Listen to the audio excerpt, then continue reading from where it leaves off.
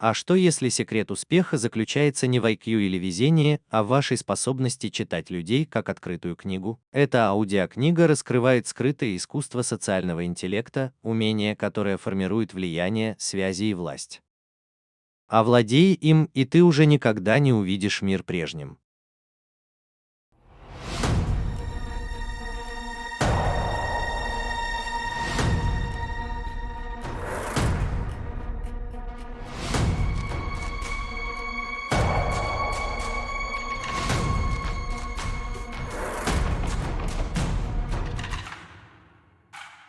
Введение. Что если я расскажу тебе, что секрет, открывающий все двери в твоей личной и профессиональной жизни, заключается не в чистом интеллекте, харизме или даже удаче, а в чем-то гораздо более мощном и поразительно неразвитом. Представь, что ты можешь зайти в любую комнату и инстинктивно знать, что чувствует каждый, кто обладает властью, и что именно нужно сказать, чтобы вызвать связь, доверие и влияние. А теперь представьте, что вы можете делать это постоянно, с начальством, партнерами, незнакомыми людьми и друзьями. Что это за навык? Это называется социальным интеллектом, и если вы не развиваете его активно, вы уже отстаете. Мы живем в мире, насыщенном информацией, но испытывающем острую потребность в общении. В век искусственного интеллекта, автоматизации и всего, что управляется алгоритмами. Единственное, что не может быть воспроизведено машинами, по крайней мере достоверно, это наша способность понимать, сопереживать другим людям и реагировать на них. Существа.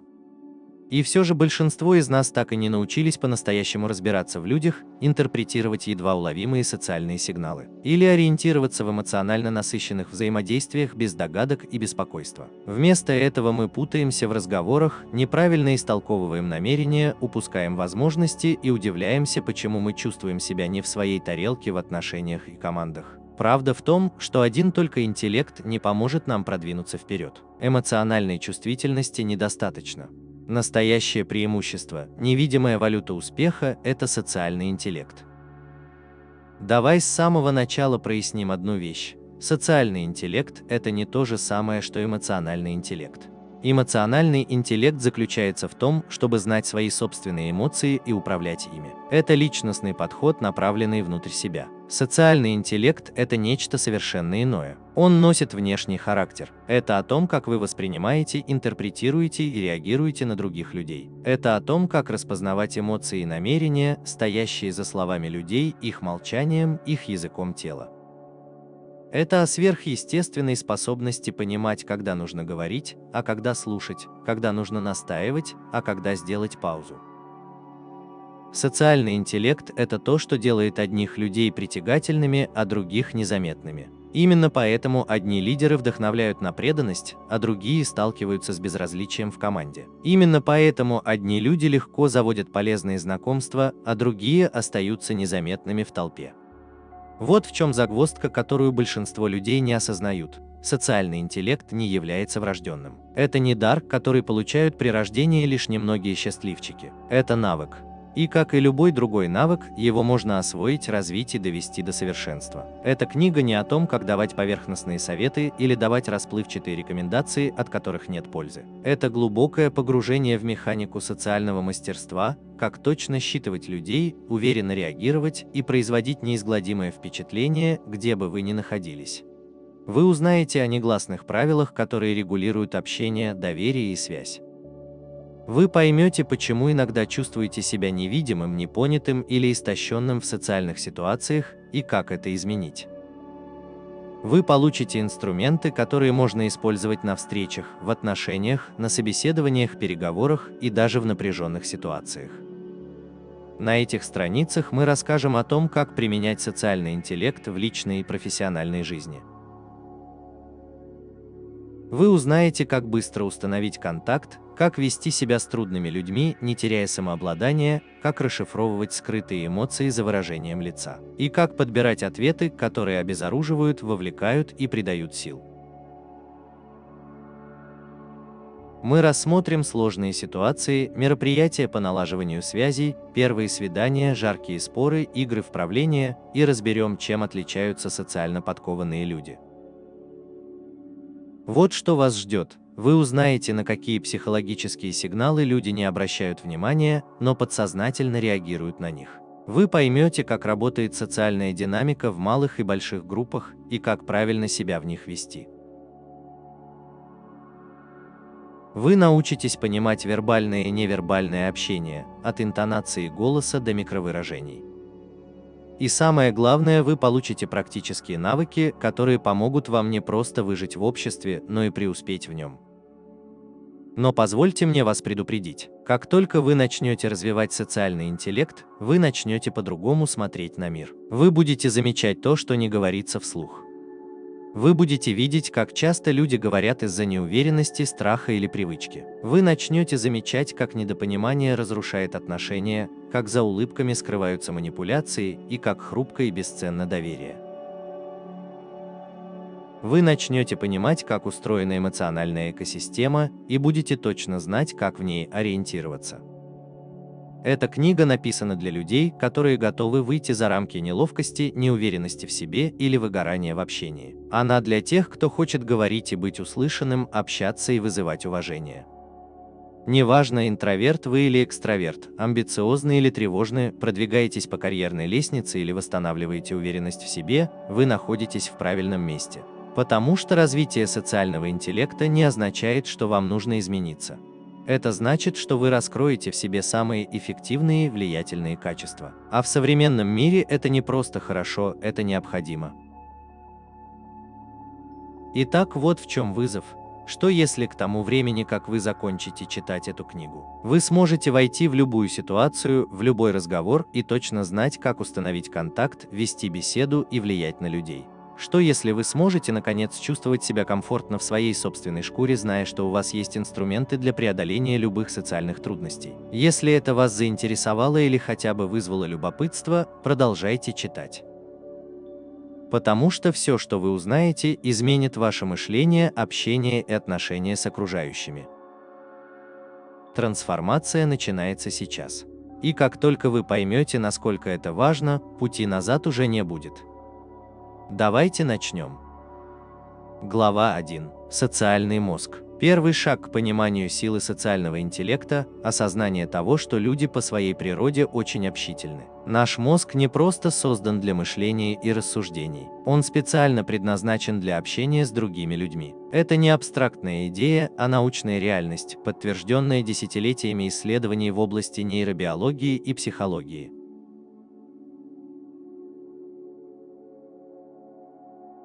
Мозг развивался на протяжении тысячелетий, чтобы мы могли воспринимать, интерпретировать и реагировать на эмоции и действия других людей.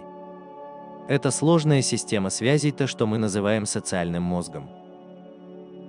Прежде чем углубиться в изучение социального мозга, давайте сначала осознаем, насколько важны социальные взаимодействия в нашей повседневной жизни. Каждый ваш разговор, каждое взаимодействие с коллегой, членом семьи или даже незнакомцем на улице требует от мозга постоянной обработки огромного количества сигналов. Выражений лица, интонации голоса, языка тела и негласных нюансов, которые передают смысл гораздо больше, чем слова.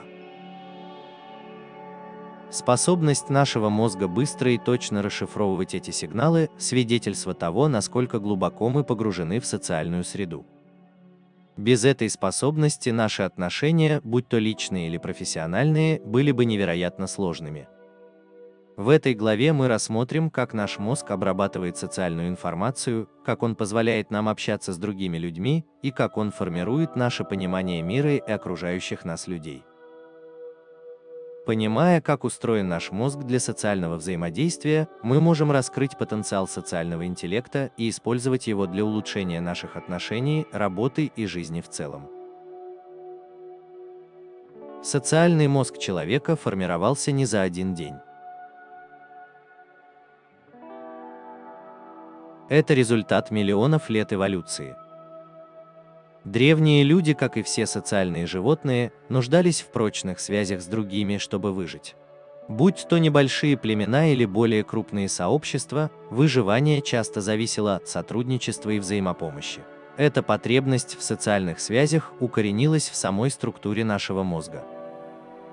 В результате у людей развились специализированные нейронные системы, которые помогают нам ориентироваться в сложной сети социальных взаимодействий.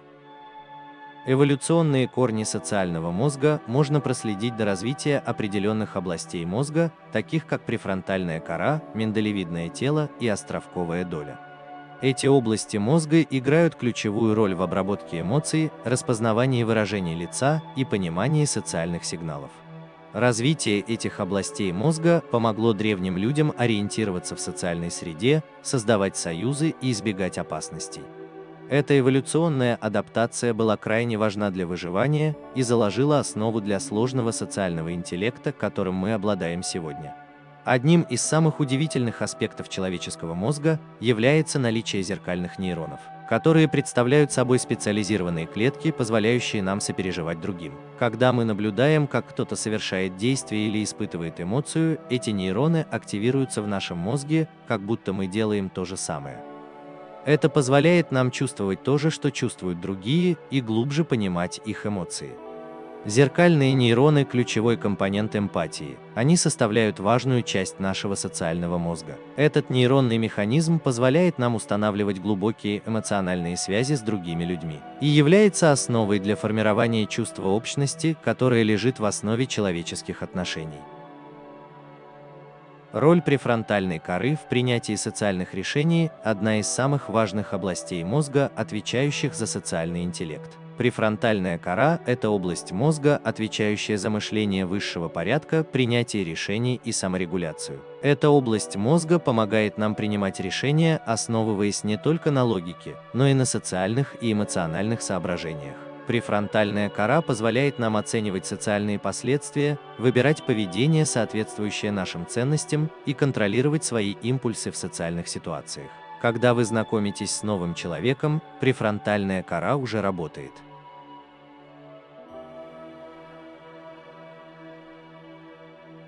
Она не просто анализирует то, что говорит этот человек, но и интерпретирует его язык тела, мимику и тон голоса. Префронтальная кора помогает нам оценить эмоциональный контекст разговора и решить, как на него реагировать.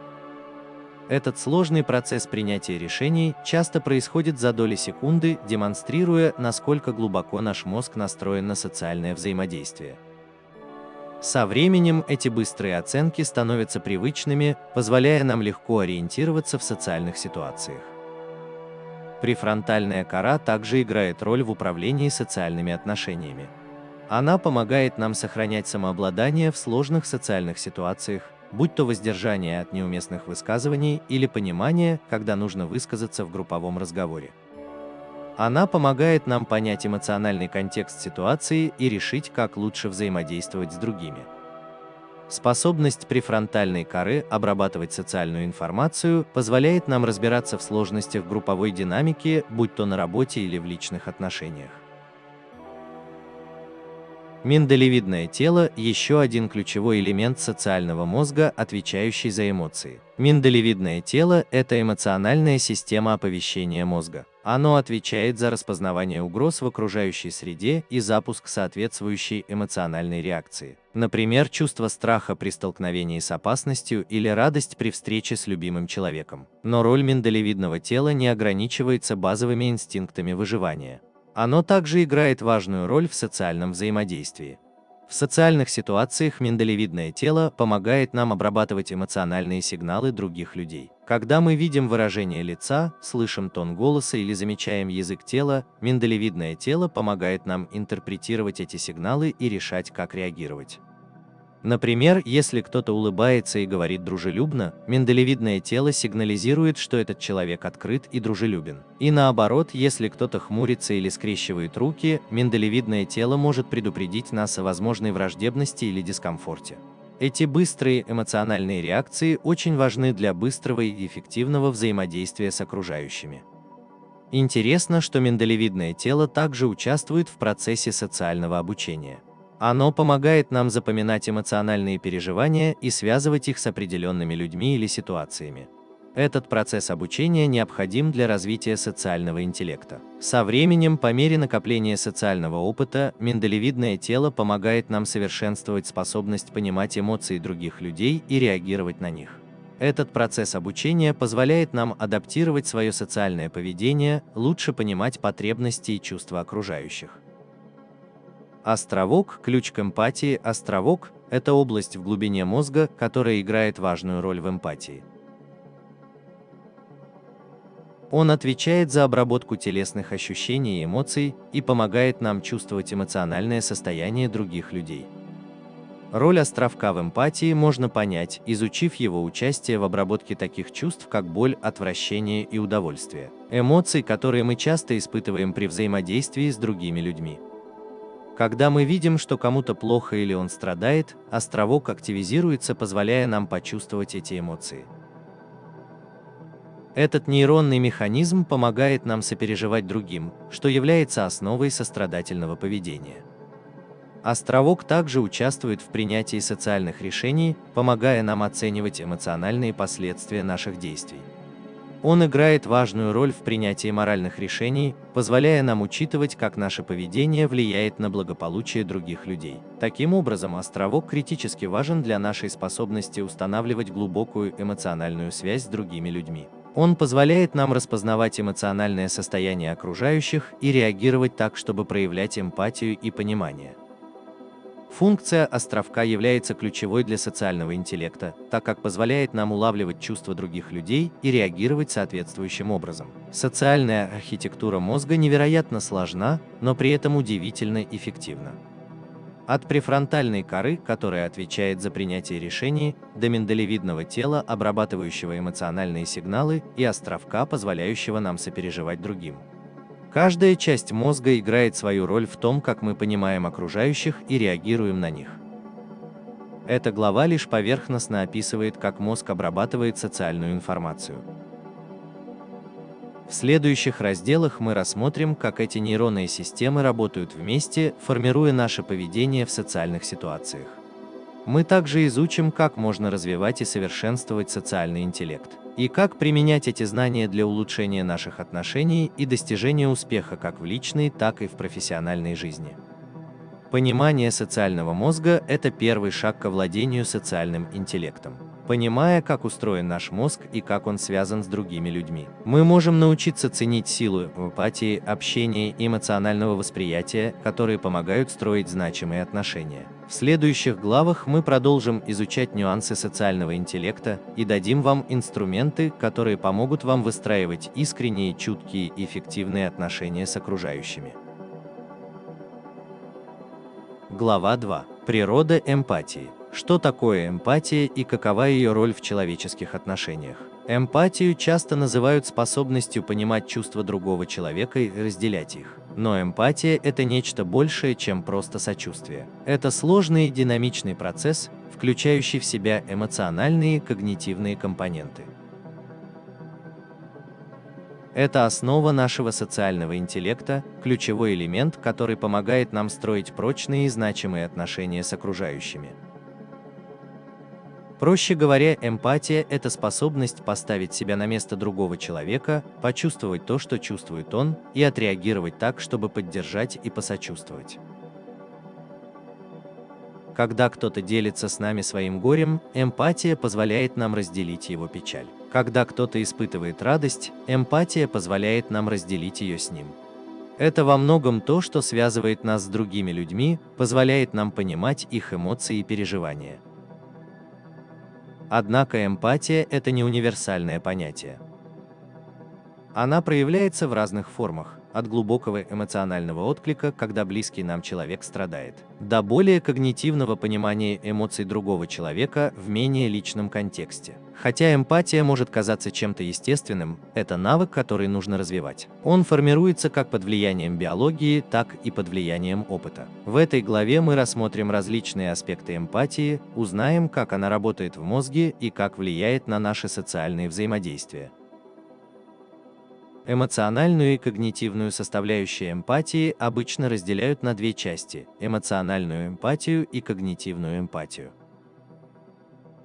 Эмоциональная эмпатия – это способность непосредственно чувствовать эмоции другого человека. Когда кто-то грустит, мы тоже можем почувствовать грусть. Эта форма эмпатии включает в себя нашу способность ощущать и разделять эмоциональные состояния других людей. Именно это позволяет нам сопереживать тому, кто горюет или тревожится, потому что мы можем почувствовать эти эмоции в своем теле. Когнитивная эмпатия, с другой стороны, это способность понять, что чувствует другой человек, даже если мы не обязательно испытываем те же эмоции. Это способность отстраниться и понять эмоциональное состояние другого человека, не погружаясь в него. Когнитивная эмпатия позволяет нам сопереживать даже тем, кто не был в такой же ситуации, как мы. Например, мы можем не переживать какую-то конкретную потерю, но когнитивная эмпатия позволяет нам понять, каково это пережить потерю.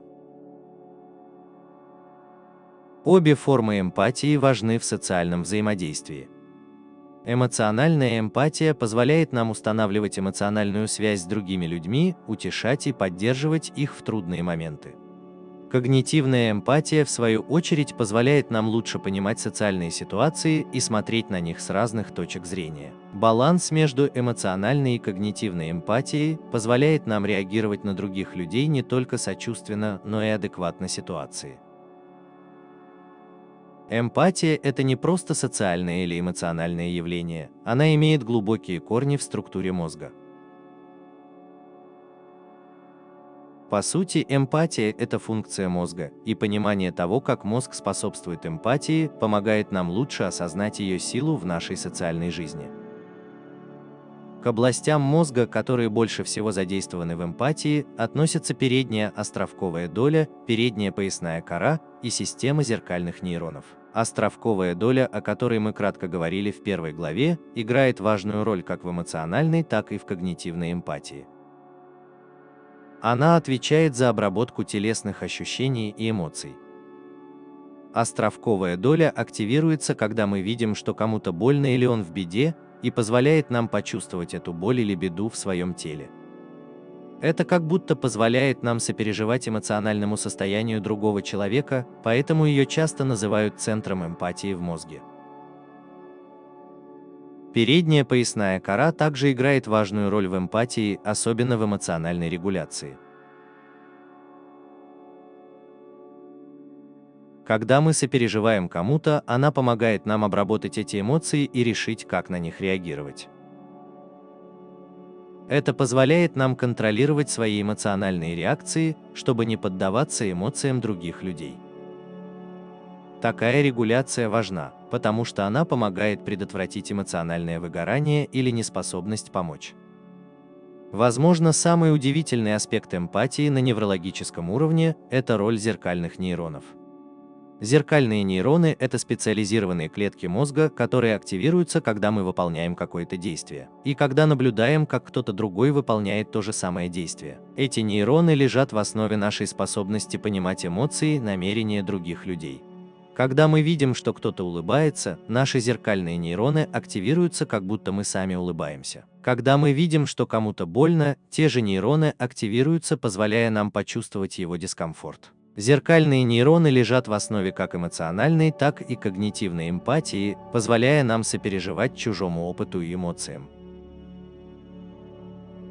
Влияние эмпатии на социальное поведение. Эмпатия оказывает глубокое воздействие на наше поведение в обществе. Она определяет наши действия, влияет на наши решения и отношения с другими людьми. Когда мы сопереживаем кому-то, мы с большей вероятностью будем вести себя просоциально, то есть совершать поступки, которые приносят пользу другим и способствуют социальной гармонии. Например, когда мы видим, что кто-то в беде, наша эмпатия часто побуждает нас предложить помощь или поддержку. Это может быть что-то простое, например, ободряющее слово, физическая помощь или просто наше время и внимание. Эмпатия побуждает нас заботиться о других, действовать так, чтобы укреплять связи и взаимопонимание. Это не просто моральный или этический выбор. Это инстинктивная эмоциональная реакция, заложенная в самой структуре нашего социального мозга.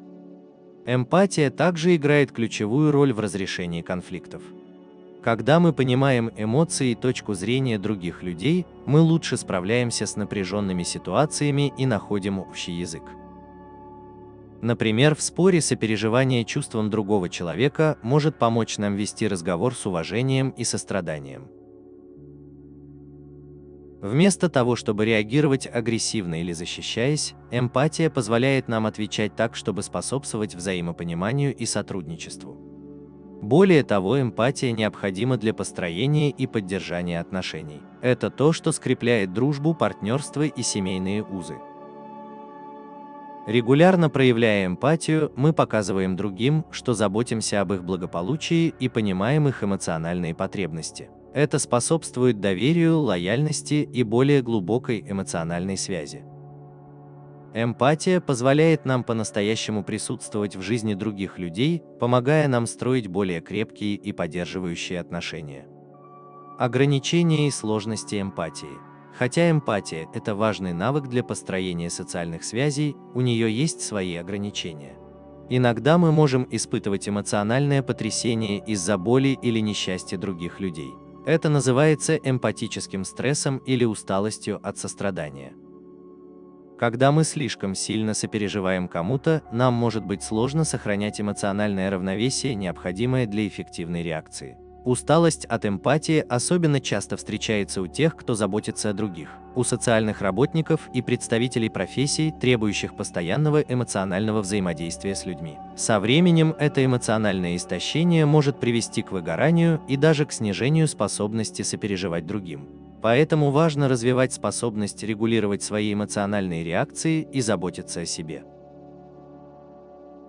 Еще одна проблема – это потенциальное отсутствие эмпатии в определенных социальных контекстах. Например, когда мы общаемся с людьми, у которых другой жизненный опыт, взгляды и убеждения, нам может быть сложно полностью понять их чувства и потребности. Например, культурные различия могут создавать барьеры для эмпатии, поскольку мы можем не до конца понимать или принимать чужой опыт. В таких ситуациях особенно ценной становится когнитивная эмпатия, понимание эмоций других людей с интеллектуальной точки зрения. Активно пытаясь понять чужую точку зрения, даже если мы не испытываем тех же эмоций, мы все равно можем проявлять эмпатию. Эмпатию, как и любой другой навык, можно развивать и укреплять со временем. Развитие эмпатии требует практики и осознанности. Это не то, что происходит само собой. Это сознательное усилие, направленное на то, чтобы настроиться на эмоции других людей и реагировать с заботой и пониманием. Один из способов развить эмпатию – активное слушание. Когда мы по-настоящему слушаем других, не осуждая и не отвлекаясь, мы даем им возможность выразить свои эмоции и переживания. Такое глубокое слушание помогает нам понять их чувства на более глубоком уровне, что в свою очередь укрепляет нашу способность к эмпатии. Активное слушание включает в себя не только восприятие слов, но и внимание к тону голоса, языку тела и эмоциональным сигналам. Это значит быть вовлеченным в разговор и полностью на нем сосредоточиться. Еще один способ развить эмпатию – это умение поставить себя на место другого человека. Это значит осознанно пытаться понять мир глазами другого человека. Это значит пытаться понять его мысли, чувства и переживания, даже если мы сами их не разделяем. Умение поставить себя на место другого – мощный инструмент для развития эмпатии, потому что оно помогает нам понять людей, которые отличаются от нас в культурном, социальном или эмоциональном плане. Наконец, практика эмпатии включает в себя самоанализ и самосознание. Регулярно анализируя свои эмоциональные реакции и осознавая, когда мы можем быть оторваны от других, мы можем лучше понимать потребности окружающих. Эмпатия – это не только понимание других. Это еще и понимание себя и того, как наши эмоции влияют на наше взаимодействие. Эмпатия лежит в основе социального интеллекта. Она позволяет нам устанавливать глубокие эмоциональные связи с другими людьми, укрепляя доверие, сострадание и взаимопонимание. Эмпатия помогает нам адекватно реагировать на эмоции других людей, способствуя позитивному взаимодействию и отношениям. Она стимулирует просоциальное поведение, улучшает коммуникацию и помогает нам тонко и проницательно ориентироваться в сложных социальных ситуациях. Как мы узнали из этой главы, эмпатия – это многогранный навык, который включает в себя как эмоциональные, так и когнитивные компоненты. Он поддерживается такими ключевыми областями мозга, как островковая доля, передняя поясная кора и система зеркальных нейронов, но хотя эмпатия – это врожденная способность, ее также можно развивать и совершенствовать с течением времени. Развивая эмпатию, мы можем улучшить свой социальный интеллект и создать более прочные и значимые связи с окружающими людьми. Глава 3. Сила невербальной коммуникации. Мы все знаем, как важны слова в общении, но исследования показывают, что до 93% информации передается невербально. Это включает в себя мимику, язык тела, позу, тон голоса и даже едва заметные изменения в нашем поведении, которые могут передавать важные сообщения, часто даже без нашего ведома. Невербальная коммуникация – это важный элемент того, как мы понимаем других людей и взаимодействуем с ними. Она работает на более глубоком уровне, чем слова, и часто раскрывает больше информации о наших чувствах, намерениях и эмоциях, чем мы можем выразить словами.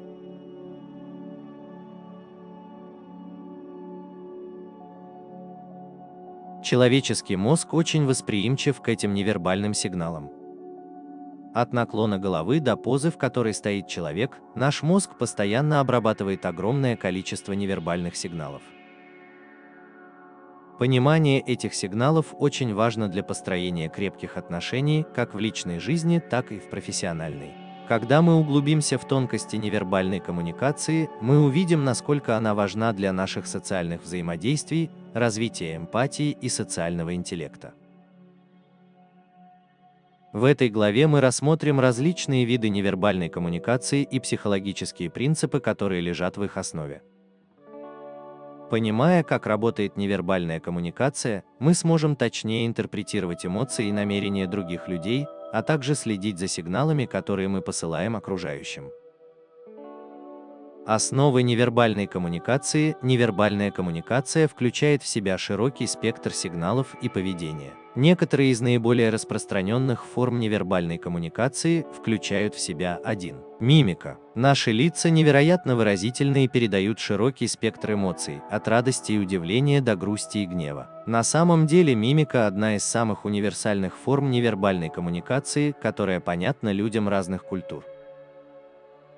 Исследование психолога Пола Экмана показывает, что люди по всему миру способны распознавать базовые эмоции, такие как радость, гнев, страх, грусть, удивление, отвращение, основываясь только на выражении лица. Ключ к пониманию выражения лица – это распознавание едва заметных движений мышц вокруг глаз, рта и лба.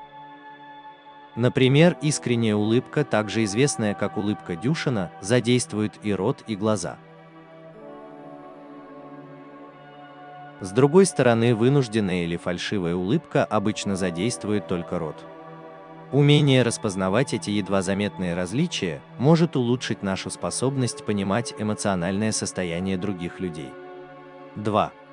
Язык тела и поза. Наше тело передает множество информации, часто неосознанно. То, как мы сидим, стоим или двигаемся, может выражать уверенность, тревогу, открытость, оборонительность или даже агрессию. Открытая поза, например, прямая осанка, расправленные плечи и руки, говорит об уверенности и готовности к общению. В отличие от этого, закрытая поза, например, скрещенные руки, сутулые плечи или избегание зрительного контакта, может указывать на дискомфорт, оборонительность или отсутствие интереса. Поза также является ключевым компонентом невербального общения. Наклон вперед во время разговора может говорить о заинтересованности, а наклон назад – о скуке или желании отстраниться. То, как мы располагаемся по отношению к другим, может многое рассказать об уровне комфорта, динамике власти и эмоциональной связи с окружающими. 3. Жесты. Мы часто используем жесты, чтобы подчеркнуть свои слова или передать смысл. Эти жесты могут быть как культурными, так и универсальными. Например, поднятый вверх большой палец во многих культурах обычно означает одобрение, а взмах рукой – приветствие или прощание. Однако значение некоторых жестов может сильно отличаться в разных культурах. Например, жест, когда человек скрещивает пальцы в надежде на что-то или на удачу, может быть понятен в одной культуре, но не в другой. Частота, интенсивность и тип жестов, которые мы используем, также могут отражать наше эмоциональное состояние. Нервозность может проявляться в том, что человек постоянно двигается или делает повторяющиеся жесты, а уверенность может выражаться в продуманных широких движениях рук. 4. Зрительный контакт – это одна из самых мощных форм невербальной коммуникации. Часто говорят, что глаза – это зеркало души, потому что они передают так много информации о наших чувствах. Долгий взгляд может выражать интерес, привязанность или даже доминирование, а избегание зрительного контакта может говорить о застенчивости, нечестности или дискомфорте. Культурные различия также играют важную роль в интерпретации зрительного контакта. В некоторых культурах зрительный контакт считается признаком уважения и внимания, в то время как в других культурах слишком долгий зрительный контакт может восприниматься как конфронтация или грубость. 5.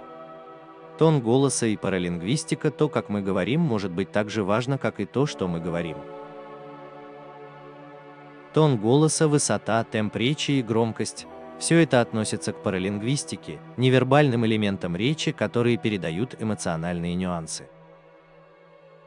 Например, высокий и быстрый тон может указывать на волнение или тревогу, а медленный и низкий тон может говорить о спокойствии или авторитете. Паралингвистика также может передавать сарказм, привязанность или раздражение. Одно и то же предложение, произнесенное с разным тоном, может иметь совершенно разное значение. Поэтому важно обращать внимание на тон и ритм речи, чтобы понять истинный смысл высказывания. Психологические механизмы невербальной коммуникации. Сила невербальной коммуникации заключается в ее глубокой связи с эмоциональными и психологическими процессами в мозге. Невербальные сигналы обрабатываются несколькими областями мозга, включая миндалевидное тело, префронтальную кору и островок, которые играют важную роль в распознавании эмоций, эмпатии и принятии решений. Например, миндалевидное тело отвечает за обработку эмоций, особенно страха и распознавание угроз. Когда мы видим невербальные сигналы, такие как напряженная поза или нахмуренные брови, миндалевидное тело быстро оценивает, являются ли эти сигналы положительными или отрицательными. Оно запускает эмоциональную реакцию, основываясь на этой оценке, что помогает нам понять, как реагировать. Например, если мы видим, что кто-то хмурится или избегает зрительного контакта, миндалевидное тело может интерпретировать это как признак незаинтересованности или дискомфорта, побуждая нас соответствующим образом скорректировать свое поведение. Во-вторых, префронтальная кора отвечает за оценку социальных ситуаций и регулирование наших реакций. Когда мы видим невербальные сигналы, префронтальная кора помогает нам принимать решения о том, как действовать в зависимости от ситуации. Например, если кто-то демонстрирует закрытую позу, префронтальная кора может подсказать нам, что нужно проявить больше эмпатии или осторожности, а не быть агрессивным или слишком напористым. В-третьих, островок отвечает за обработку телесных ощущений и эмоций, особенно связанных с эмпатией. Когда мы видим невербальные сигналы, например, грустное выражение лица или напряженную позу, островок помогает нам сопереживать этим эмоциям и понимать, что чувствует человек. Эта связь между островком и невербальной коммуникацией играет ключевую роль в нашей способности сопереживать другим и реагировать сочувственно. Роль невербальной коммуникации в установлении доверия и взаимопонимания. Невербальная коммуникация играет важную роль в установлении доверия и взаимопонимания. Доверие – это основа любых значимых отношений, и невербальные сигналы часто являются первыми признаками того, что человеку можно доверять или не доверять. Теплая улыбка, крепкое рукопожатие или открытая поза могут сразу же показать, что человеку можно доверять. А отсутствие зрительного контакта, скрещенные руки или суетливость могут говорить о том, что человек испытывает дискомфорт или нечестен. Один из самых важных аспектов невербальной коммуникации – это способность создавать ощущение связи. Когда мы повторяем язык тела, позу или жесты другого человека, это называется зеркальным отражением или копированием. Мы подсознательно даем понять, что находимся с ним на одной волне.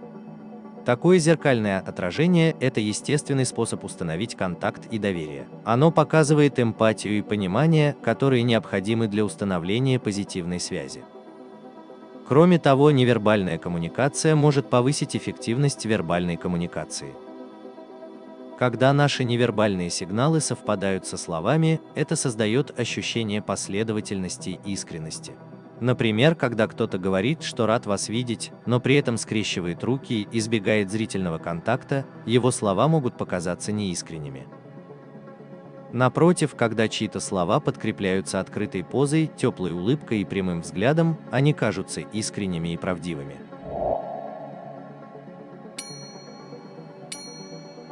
Как улучшить свои навыки невербальной коммуникации, повышение осознанности в отношении собственной невербальной коммуникации и умение распознавать сигналы других людей. Это эффективный способ улучшить свой социальный интеллект. Вот несколько стратегий, которые помогут вам улучшить навыки невербальной коммуникации. Во-первых, начните с осознания своего собственного языка тела. Выражаете ли вы открытость, теплоту и заинтересованность своей позой, мимикой и жестами? Поддерживаете ли вы зрительный контакт? Осознавая свои невербальные сигналы, вы можете контролировать то, как вас воспринимают другие, и более искренне участвовать в социальных взаимодействиях. Во-вторых, наблюдайте за другими.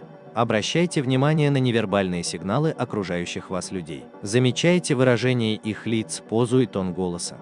Старайтесь понять их эмоции и намерения, исходя из этих сигналов. Это поможет вам лучше понимать чувства других людей и более чутко реагировать на них. Третий совет – практикуйте активное слушание. Невербальная коммуникация – это не только то, что вы выражаете, но и то, что вы воспринимаете. Активное слушание предполагает не только то, что вы слышите слова собеседника, но и то, что вы обращаете внимание на его тон, язык тела и выражение лица. Полностью погружаясь в разговор, вы сможете более вдумчиво и чутко реагировать на него. Невербальная коммуникация – важный компонент социального интеллекта. Она позволяет нам выражать эмоции, устанавливать доверительные отношения и общаться с другими людьми на глубоком уровне. Осознавая свои невербальные сигналы и научившись распознавать сигналы других людей, мы можем лучше ориентироваться в социальных ситуациях, строить более крепкие отношения и эффективнее общаться. Глава 4. Эмоциональный интеллект и его роль в социальных взаимодействиях. Эмоциональный интеллект – это способность распознавать, понимать и управлять своими эмоциями, а также способность распознавать, понимать и влиять на эмоции других людей.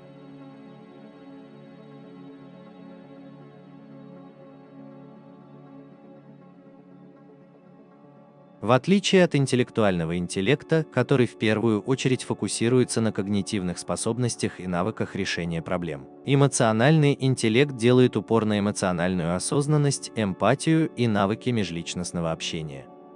Эта концепция была популяризирована психологом Дэниелом Гоулманом в середине 1990-х годов и с тех пор признана ключевым фактором личного и профессионального успеха.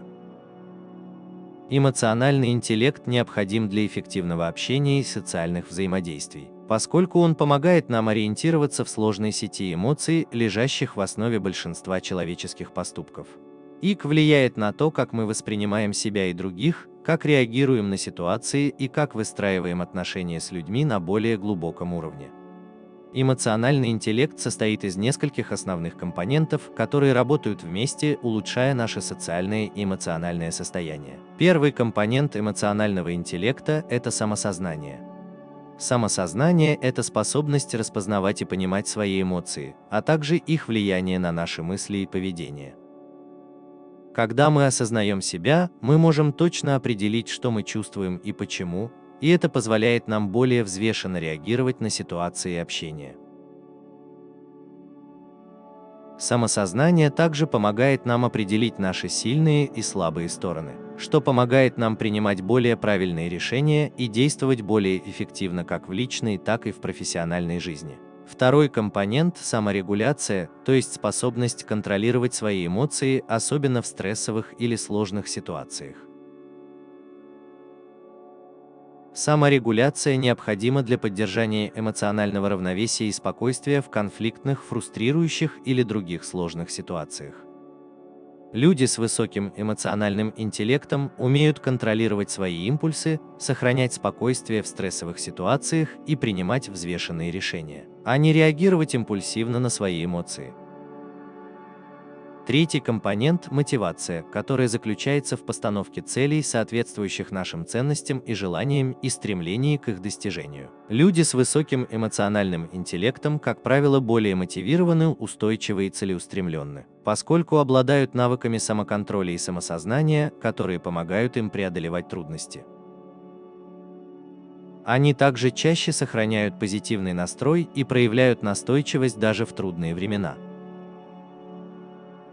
Четвертый компонент – эмпатия, то есть способность понимать чувства других людей и разделять их.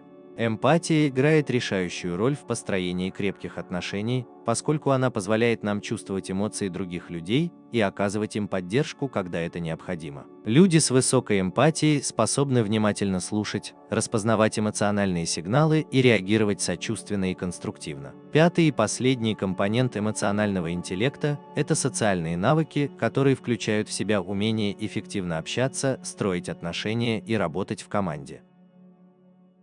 Социальные навыки – это практическое применение эмоционального интеллекта, поскольку они позволяют использовать нашу эмоциональную осознанность и эмпатию для взаимодействия с другими людьми, разрешения конфликтов и позитивного влияния на окружающих.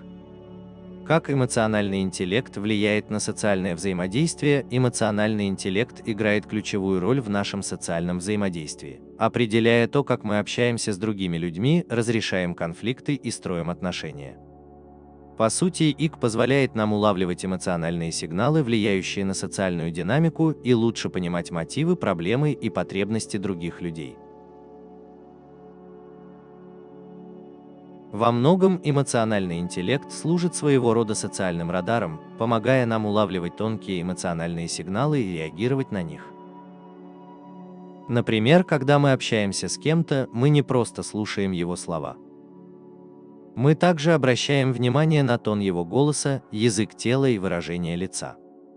Эти невербальные сигналы передают важную эмоциональную информацию, которая помогает нам реагировать. Люди с высоким эмоциональным интеллектом особенно хорошо умеют распознавать эти сигналы, что позволяет им легче и увереннее взаимодействовать с окружающими. Они могут понять, когда человек испытывает тревогу, разочарование или грусть, и скорректировать свое поведение, чтобы поддержать его или проявить сочувствие. Напротив, люди с низким эмоциональным интеллектом могут испытывать трудности с распознаванием этих эмоциональных сигналов, что приводит к недопониманию или неловким ситуациям. Одним из ключевых способов, с помощью которого эмоциональный интеллект улучшает социальные взаимодействия, является развитие эмпатии. Эмпатия – это способность поставить себя на место другого человека и по-настоящему понять его чувства. Это больше, чем просто сочувствие, которое подразумевает жалость или печаль. Эмпатия – это способность понять чувства другого человека и разделить с ним его переживания. Эмпатия – это фундаментальный аспект эмоционального интеллекта, потому что она позволяет нам налаживать контакт, устанавливать доверие и углублять наши отношения с другими людьми. Когда мы проявляем эмпатию, мы создаем атмосферу эмоционального комфорта и понимания, что побуждает других открываться нам и взаимодействовать с нами. Это особенно важно как в личных, так и в профессиональных отношениях, где доверие и общение являются залогом успеха. Люди, способные к эмпатии, обычно лучше слушают, более внимательны к ответам и лучше понимают потребности других. Они также чаще проявляют просоциальное поведение, например, предлагают поддержку или помощь, что укрепляет социальные связи и способствует сотрудничеству. Эмоциональный интеллект также играет важную роль в разрешении конфликтов. В любом социальном взаимодействии разногласия и конфликты неизбежны. Однако то, как мы справляемся с конфликтами, может существенно повлиять на результат. Люди с высоким эмоциональным интеллектом, как правило, лучше справляются с конфликтами, потому что они могут контролировать свои эмоции и подходить к ситуации спокойно и взвешенно. Вместо того, чтобы реагировать импульсивно или агрессивно, они находят время, чтобы понять точку зрения всех участников и найти конструктивное решение. Они способны разрядить напряженную обстановку, наладить продуктивный диалог и найти точки соприкосновения, даже когда эмоции зашкаливают. Напротив, люди с низким эмоциональным интеллектом могут занимать оборонительную позицию, спорить или игнорировать проблему во время конфликта, что может привести к еще большему напряжению и разрушению отношений. Понимая свои эмоции и управляя ими, мы лучше справляемся с разногласиями, что способствует сотрудничеству и взаимопониманию. Кроме того, эмоциональный интеллект необходим для построения и поддержания позитивных отношений как в личной, так и в профессиональной жизни. Отношения строятся на доверии, общении и взаимном уважении, а эмоциональный интеллект усиливает все эти составляющие. Когда мы эмоционально развиты, мы лучше умеем общаться, проявлять эмпатию и конструктивно решать конфликты, что способствует укреплению отношений. В профессиональном контексте эмоциональный интеллект особенно ценен, поскольку помогает людям эффективнее сотрудничать, руководить командой и справляться со сложной социальной динамикой на рабочем месте. Лидеры с высоким эмоциональным интеллектом чаще вдохновляют других, мотивируют свою команду и создают позитивную рабочую атмосферу. Они также лучше справляются со стрессом и сохраняют концентрацию в сложных ситуациях, что позволяет им принимать более взвешенные решения и подавать пример. Эмоциональный интеллект также важен для налаживания связей и построения отношений, поскольку он позволяет людям находить общий язык с другими и быстро устанавливать контакт. Преимущества эмоционального интеллекта огромны и многогранны. Исследования показали, что люди с высоким эмоциональным интеллектом, как правило, более успешны в личной и профессиональной жизни. У них чаще бывают крепкие отношения, они более удовлетворены своей работой и в целом лучше себя чувствуют. Это происходит потому, что эмоциональный интеллект помогает нам лучше управлять своими эмоциями, справляться с социальными ситуациями и строить более крепкие и поддерживающие отношения. Люди с высоким уровнем ИК также более устойчивы к трудностям, так как умеют контролировать свои эмоциональные реакции на стресс и сохранять позитивный настрой. Эта способность особенно важна в современном быстро меняющемся и часто непредсказуемом мире, где перемены и неопределенность – обычное дело. Эмоциональный интеллект не только улучшает личные и профессиональные отношения, но и связан с улучшением физического здоровья. Исследования показали, что люди с высоким эмоциональным интеллектом реже сталкиваются со стрессовыми ситуациями, которые могут привести к проблемам со здоровьем, например, к повышенному давлению или сердечным заболеваниям. Это происходит потому, что эмоциональный интеллект помогает людям справляться со своими эмоциями здоровым образом, снижая вредное воздействие хронического стресса. Научившись управлять своими эмоциями, мы можем снизить уровень стресса, улучшить работу иммунной системы и общее самочувствие. Еще одно важное преимущество эмоционального интеллекта – его роль в развитии лидерских качеств. Лидеры с высоким эмоциональным интеллектом лучше умеют вдохновлять и мотивировать свою команду, разрешать конфликты и создавать позитивную рабочую атмосферу. Они также лучше понимают эмоциональные потребности своих сотрудников и могут оказать им поддержку и дать необходимые рекомендации для достижения успеха. Исследования показали, что эмоционально развитые лидеры чаще завоевывают доверие и уважение своих сотрудников, что приводит к повышению уровня вовлеченности, продуктивности и удовлетворенности работой. Кроме того, эмоциональный интеллект помогает лидерам принимать сложные решения, так как позволяет им учитывать эмоциональное воздействие своих решений на других. Как развить эмоциональный интеллект? Хотя некоторым людям эмоциональный интеллект дается легче, это навык, который можно развить и укрепить со временем. Процесс развития эмоционального интеллекта включает в себя повышение самосознания, умение контролировать эмоции, эмпатию и социальные навыки. Вот несколько стратегий, которые помогут вам развить эмоциональный интеллект. Одна из них. Практикуйте самоанализ самосознания – основа эмоционального интеллекта, и оно начинается с самоанализа. Каждый день уделяйте время тому, чтобы проанализировать свои эмоции, мысли и поведение. Спросите себя, что вы чувствовали во время разных взаимодействий, что вызвало эти эмоции и как ваши реакции повлияли на исход ситуации. Ведение дневника может быть полезным инструментом для самоанализа, так как это позволяет вам конструктивно обрабатывать свои мысли и эмоции. 2. Регулируйте свои эмоции. Эмоциональная регуляция – это навык, который можно развить с помощью техник осознанности и расслабления. Практикуйте такие техники, как глубокое дыхание, медитация или прогрессивная мышечная релаксация, чтобы сохранять спокойствие и сосредоточенность в стрессовых ситуациях. Научившись управлять своими эмоциями, вы сможете снизить импульсивность реакций и более обдуманно подходить к решению проблем. 3. Развивайте эмпатию. Эмпатия – ключевой компонент эмоционального интеллекта, и ее можно развить с помощью активного слушания и умения ставить себя на место другого. Практикуйте внимательное слушание, не перебивая и не осуждая. Старайтесь понять эмоции и переживания других людей и реагируйте с сочувствием и поддержкой. 4. Развивайте свои социальные навыки. Социальные навыки – это практическое применение эмоционального интеллекта. Чтобы улучшить свои социальные навыки, сосредоточьтесь на установлении контакта, конструктивном разрешении конфликтов и эффективном общении. Практикуйте открытость, доступность и уверенность в общении с другими людьми.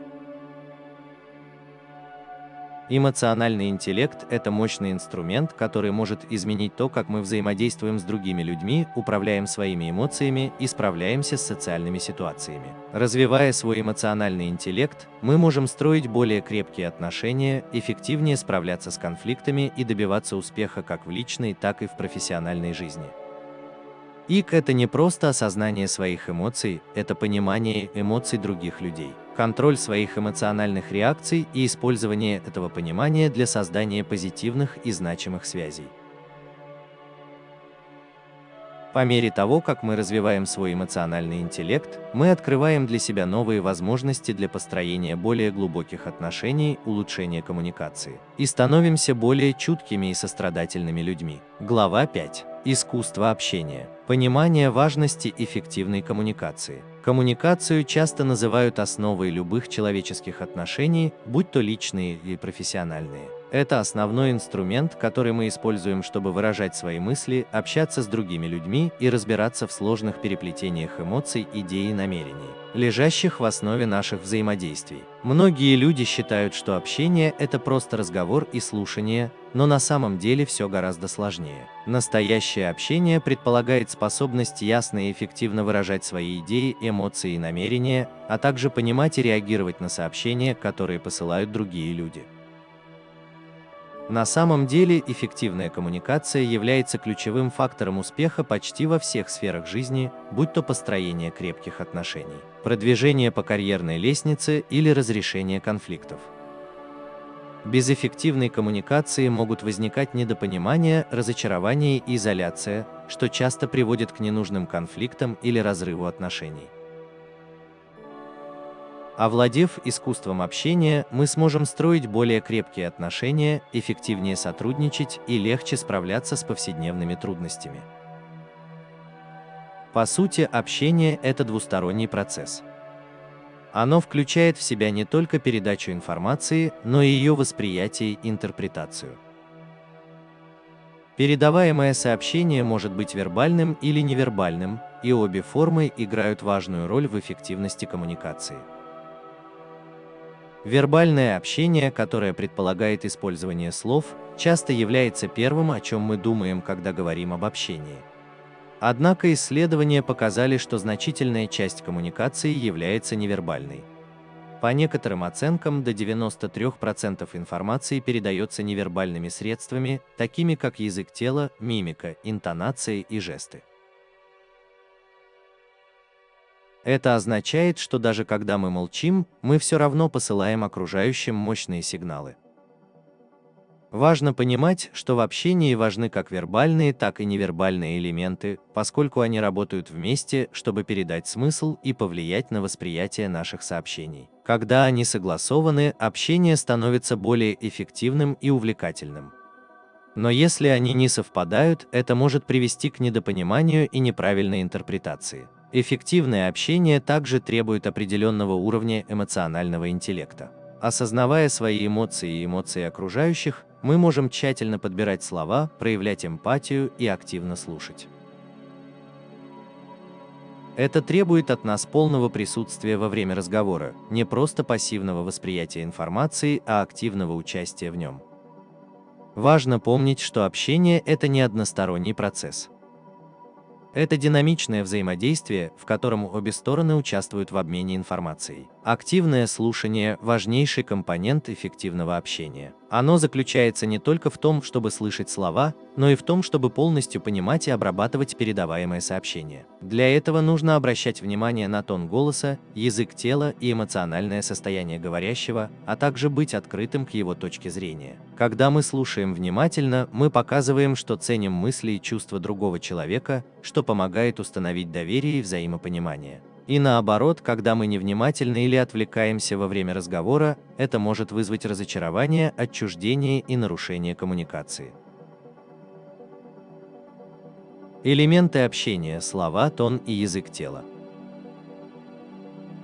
Элементы общения многогранны, и каждый из них играет важную роль в восприятии и понимании сообщений.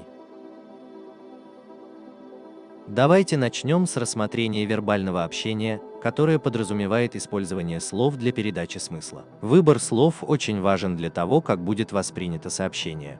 Слова могут иметь как прямое, так и переносное значение, а также эмоциональный или субъективный подтекст, и понимание нюансов языка является ключом к эффективному общению. Например, то, как мы формулируем свои мысли, может повлиять на то, как их воспримут, как положительное или отрицательное сообщение. Простая фраза вроде «я понимаю» может иметь разные значения в зависимости от контекста, тона и отношений между людьми. Слова, которые мы используем, могут либо усилить, либо ослабить смысл нашего сообщения, поэтому важно следить за тем, что мы говорим. Тон голоса – еще один важный элемент общения, который может сильно повлиять на смысл наших слов. Тон голоса – это эмоциональная окраска нашей речи, будь то теплый, холодный, восторженный, раздраженный или безразличный тон. Тон говорящего может передать много информации помимо слов. Например, если сказать «я в порядке» монотонным голосом, это может означать, что на самом деле человек не в порядке и, возможно, расстроен или зол. И наоборот, если сказать «я в порядке» бодрым и теплым тоном, это будет означать искренность и уверенность. Наш тон может отражать наше эмоциональное состояние, намерение и степень вовлеченности в разговор. Когда наш тон не соответствует словам, это может привести к недопониманию или недоверию. Важно следить за своим тоном и убедиться, что он соответствует сообщению, которое вы хотите передать. Язык тела – это, пожалуй, самый мощный невербальный аспект общения. Он включает в себя все физические жесты, движения и позы, которые передают информацию о том, что мы чувствуем и о чем думаем. Язык тела включает в себя мимику, зрительный контакт, позу, жесты и даже расстояние, на котором мы находимся от собеседника во время разговора. Эти сигналы могут дополнить смысл сказанного словами. Например, зрительный контакт во время разговора показывает внимательность и уважение, а его отсутствие может говорить о дискомфорте, незаинтересованности или нечестности. Скрещенные руки могут свидетельствовать о защитной реакции или дискомфорте, а открытая поза может говорить о готовности к общению. То, как мы стоим, как выражаем эмоции и двигаемся, посылает сигналы собеседнику, осознанно или неосознанно. На самом деле язык тела часто говорит о наших истинных чувствах больше, чем слова. Вот почему так важно следить за тем, какие сигналы мы посылаем своими действиями.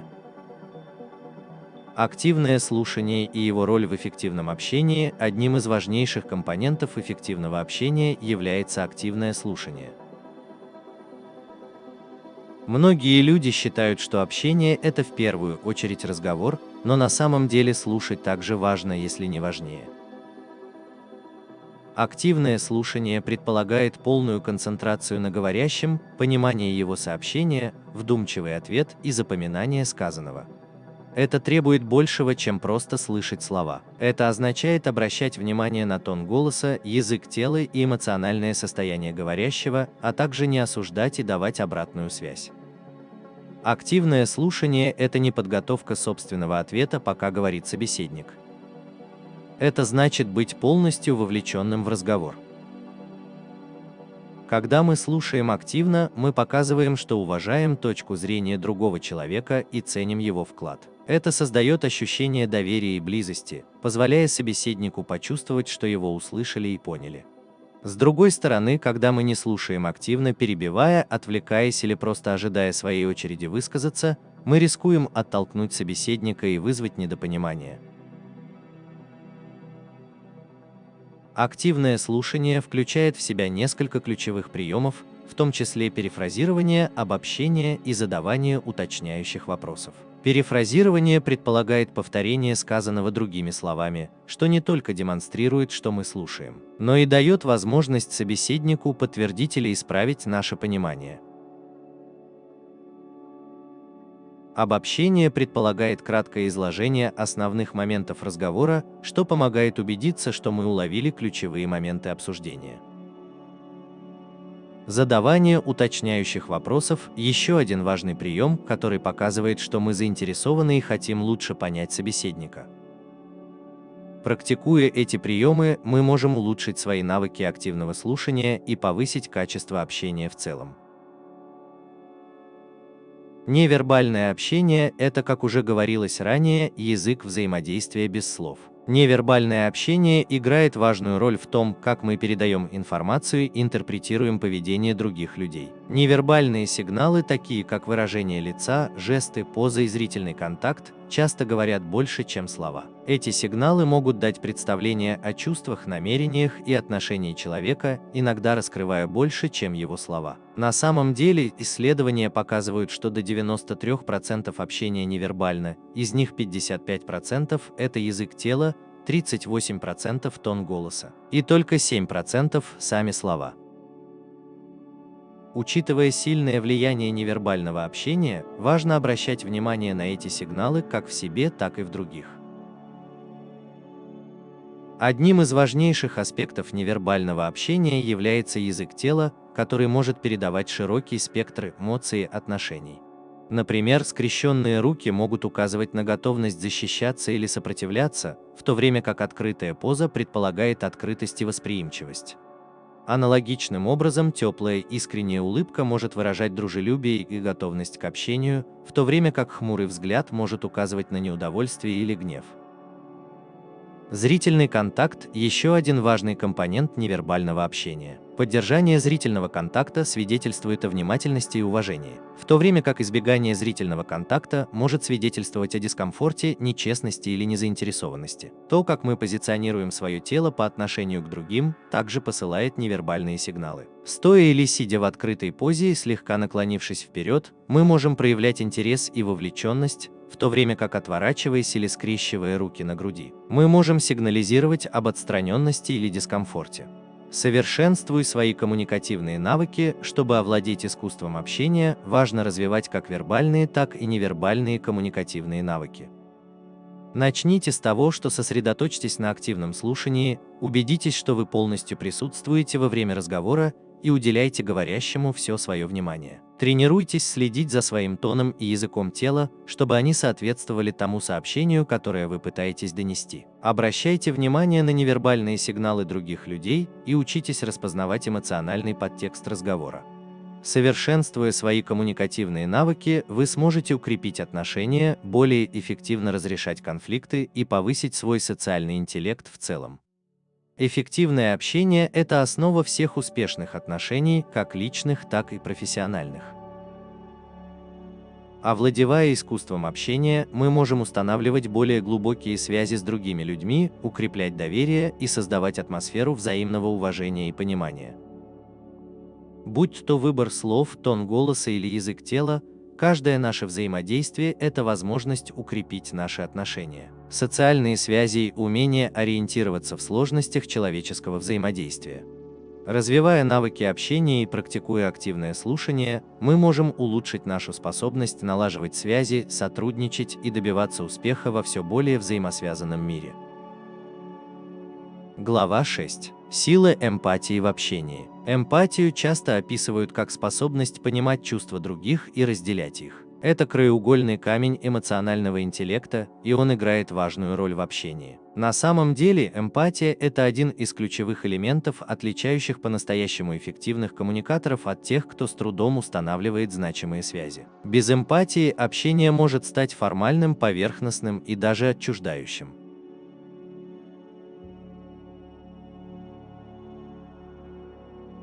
Но когда эмпатия присутствует, она создает мост между людьми, позволяя им лучше понимать друг друга. Эмпатия помогает нам смотреть на вещи шире, позволяет поставить себя на место другого человека и увидеть мир его глазами. Она позволяет нам слушать не только то, что говорят, но и скрытые эмоции, потребности и желания, которые не всегда очевидны. Эмпатия повышает наш социальный интеллект, помогая нам реагировать так, чтобы учитывать чувства других людей, укрепляя взаимное уважение и доверие. В этой главе мы более подробно рассмотрим природу эмпатии, ее влияние на общение и практические способы развития этого важного навыка. Первый шаг к пониманию эмпатии – это осознание того, что она выходит за рамки простого сочувствия. В то время как сочувствие подразумевает жалость или сострадание к чужому несчастью, эмпатия требует более глубокого уровня понимания. Это не просто сочувствие. Это значит, что мы переживаем чужие эмоции так, как будто они наши собственные. Это не значит, что мы теряем свою эмоциональную точку зрения или перегружаемся чужими чувствами, а скорее, что мы открываемся для понимания и разделяем их эмоциональный опыт. Более глубокое эмоциональное понимание создает прочную связь между людьми и укрепляет отношения. Напротив, недостаток эмпатии может привести к недопониманию, разочарованию и эмоциональной отстраненности. Эмпатия требует от нас внимательного отношения к чувствам и переживаниям другого человека без осуждения.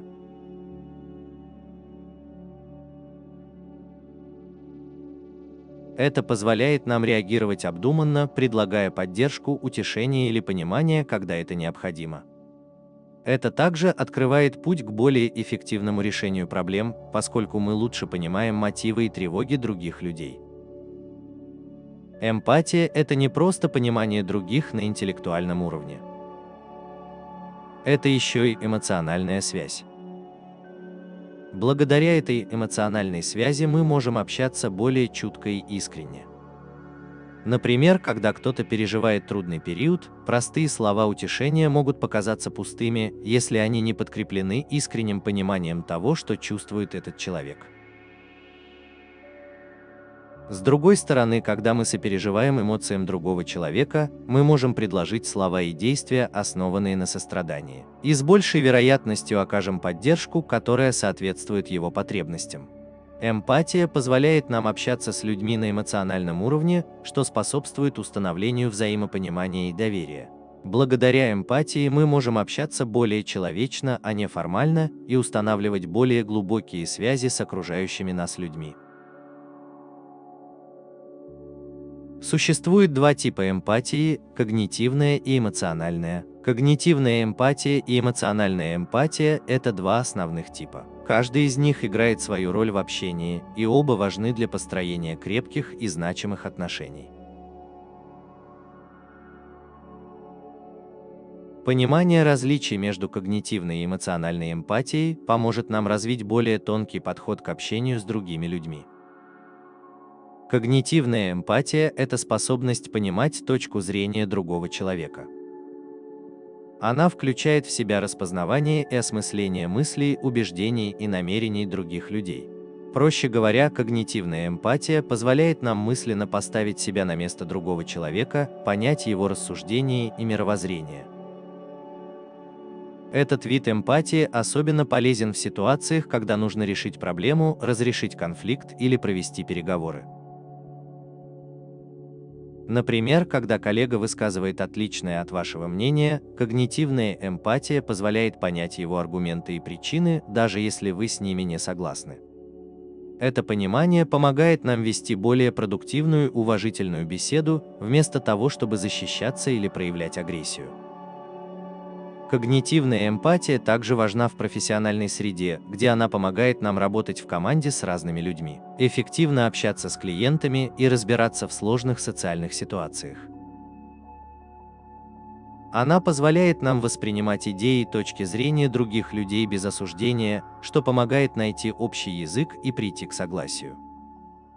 С другой стороны, эмоциональная эмпатия – это способность чувствовать то, что чувствует другой человек. Это умение разделять эмоции других людей, например, чувствовать их радость, грусть, разочарование или страх. Эмоциональная эмпатия позволяет нам устанавливать глубокую эмоциональную связь с другими людьми, что помогает нам реагировать с искренним сочувствием и заботой. Этот вид эмпатии особенно важен в личных отношениях, так как он способствует эмоциональной близости и взаимопониманию. Например, когда друг скорбит о потере близкого человека, эмоциональная эмпатия позволяет нам почувствовать его боль и оказать поддержку, основанную на общих эмоциях.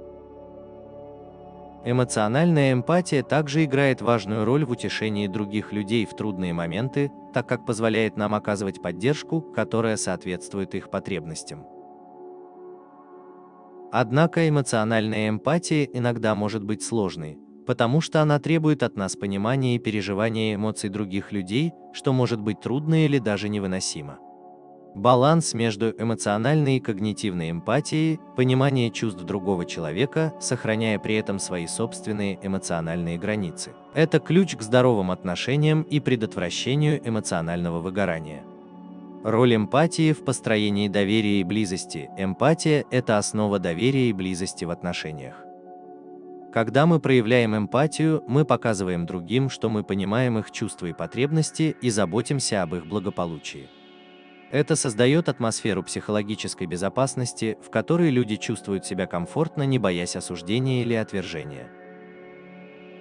Доверие – это основа крепких отношений, и эмпатия – один из ключевых факторов в их построении и поддержании.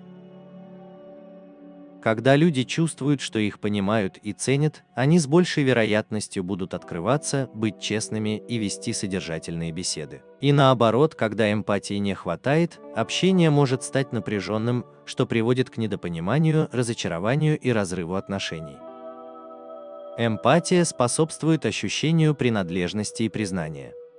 Когда человек чувствует, что его эмоции понимают и принимают, он больше склонен доверять другому человеку. Это особенно важно в личных отношениях, где эмоциональная близость является ключевым фактором в построении прочных связей. Эмпатия помогает создать пространство, в котором обе стороны могут быть уязвимыми, делиться своими мыслями и чувствами и вести искренний диалог. В профессиональной среде эмпатия также способствует сотрудничеству и командной работе. Когда коллеги сопереживают друг другу, они с большей вероятностью будут поддерживать друг друга, работать вместе над решением проблем и создавать позитивную рабочую атмосферу. Это чувство связи и взаимопонимания может привести к большей продуктивности, креативности и удовлетворенности работой. Эмпатия также играет важную роль в разрешении конфликтов. Когда мы способны понять эмоции и точку зрения других людей, мы лучше подготовлены к тому, чтобы справляться с разногласиями и находить решения, которые удовлетворят всех участников. Вместо того, чтобы стремиться победить или оказаться правым, эмпатия побуждает нас слушать непредвзято и стремиться к пониманию. Она помогает нам подходить к конфликтам с установкой на сотрудничество, а не на конфронтацию, что может привести к более позитивным результатам. Эмпатия позволяет нам распознать скрытые эмоциональные потребности, которые могут быть причиной конфликта, и найти способы их удовлетворить с сочувствием и конструктивно. Вот несколько способов развить эмпатию в повседневных взаимодействиях. Во-первых, практикуйте активное слушание. Один из самых эффективных способов проявить эмпатию – это активное слушание. Активное слушание предполагает полное вовлечение в разговор, внимание к словам, тону и языку тела собеседника. Оно также требует от нас воздерживаться от суждений и не перебивать и не давать непрошенных советов. Внимательное слушание показывает, что мы ценим мысли и чувства другого человека, что способствует установлению доверительных отношений. Во-вторых, поставьте себя на место другого человека. Эмпатия требует от нас выйти за рамки собственного опыта и понять переживания и эмоции других людей. Общаясь с кем-то, попробуйте представить, каково было бы оказаться на его месте.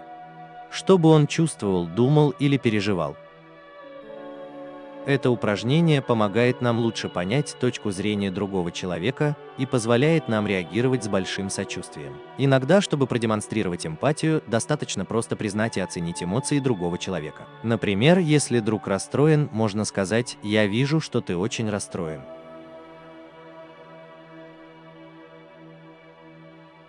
Это покажет, что вы понимаете и уважаете его чувства.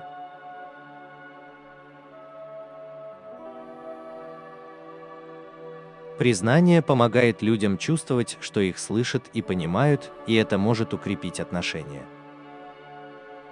Четвертое. Будьте внимательны и сосредоточены. Чтобы проявить эмпатию, нужно быть внимательным и полностью сосредоточенным на собеседнике. Отложите в сторону отвлекающие факторы, такие как телефоны или другие устройства, и сосредоточьтесь на разговоре. Ваше внимание покажет, что вы цените другого человека и стремитесь понять его чувства. Пятое. Выразите сочувствие и поддержку. Эмпатия включает в себя не только понимание, но и сочувствие. Скажите что-нибудь ободряющее, утешающее или поддерживающее, подходящее к ситуации. Будь то просто выслушать, сказать доброе слово или предложить помощь, проявление сочувствия помогает укрепить связь между вами и другим человеком.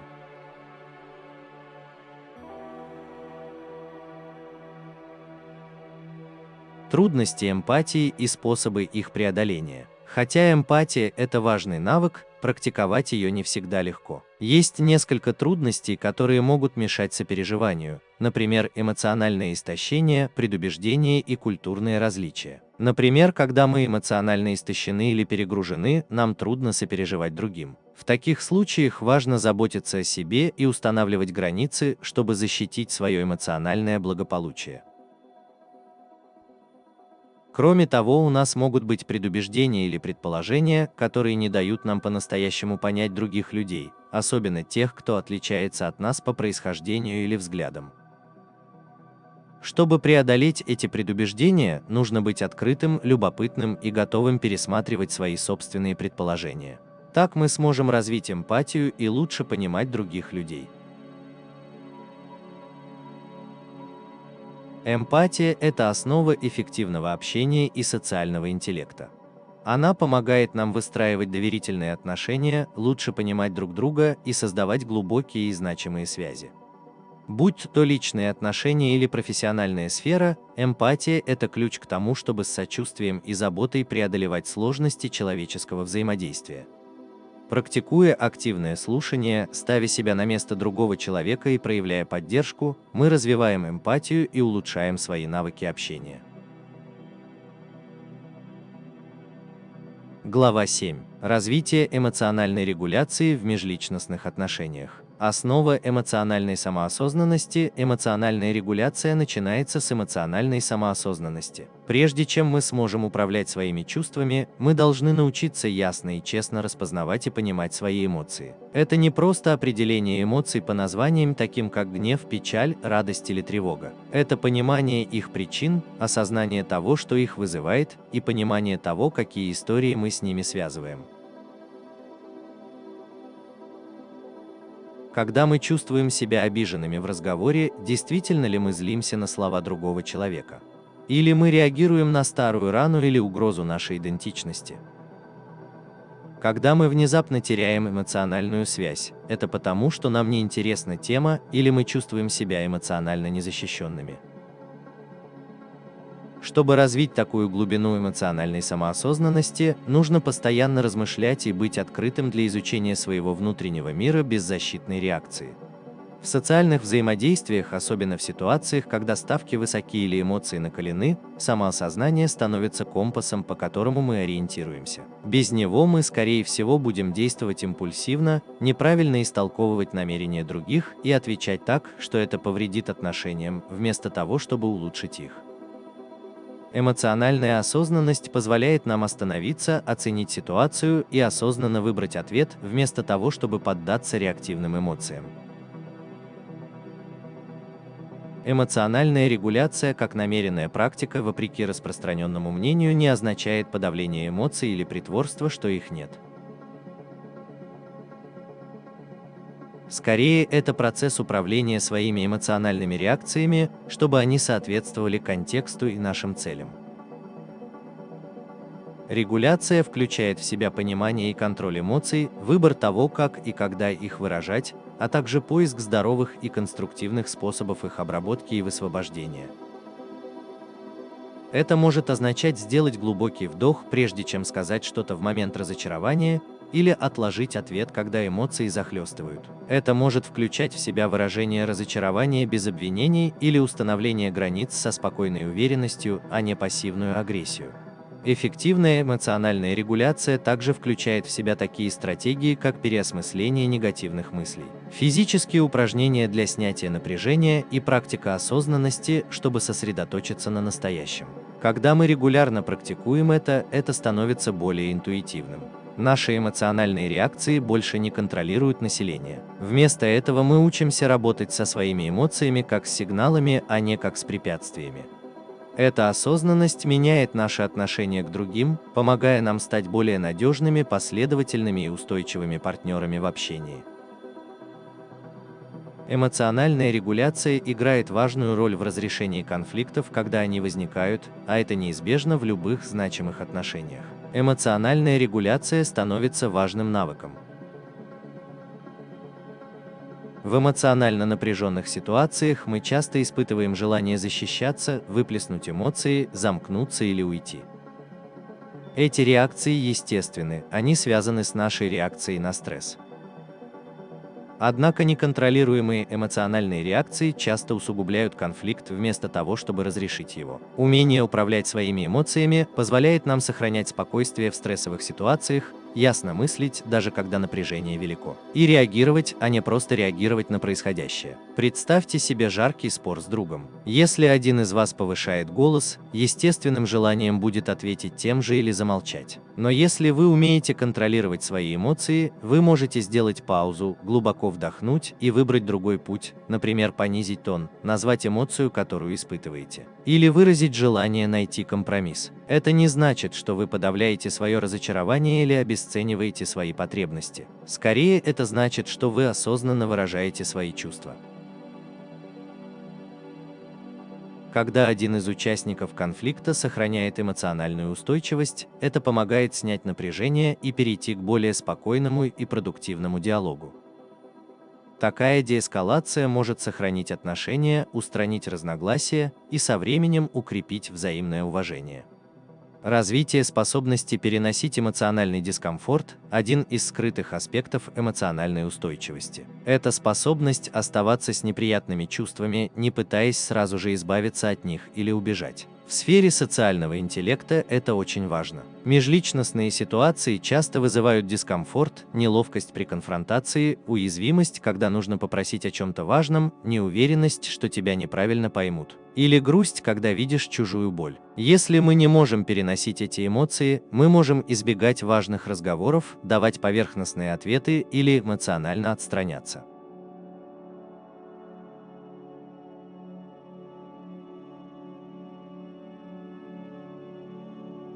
Эмоциональная устойчивость позволяет нам оставаться в дискомфортной ситуации достаточно долго, чтобы справиться с ней, а не избегать ее. Например, если кто-то из команды критикует нашу работу на собрании, то сначала мы можем испытать неловкость или раздражение. Но если мы эмоционально устойчивы, то сможем справиться с этим, напомнив себе, что это временно, и ответить так, чтобы сохранить отношения. Например, можно поблагодарить за обратную связь и выразить готовность исправиться. Со временем, когда мы научимся справляться с эмоциями, мы перестанем их бояться и научимся с ними справляться. Это повышает нашу эмоциональную устойчивость и делает нас более зрелыми и внимательными к окружающим. Регулирование эмоций помогает нам быть более эмпатичными.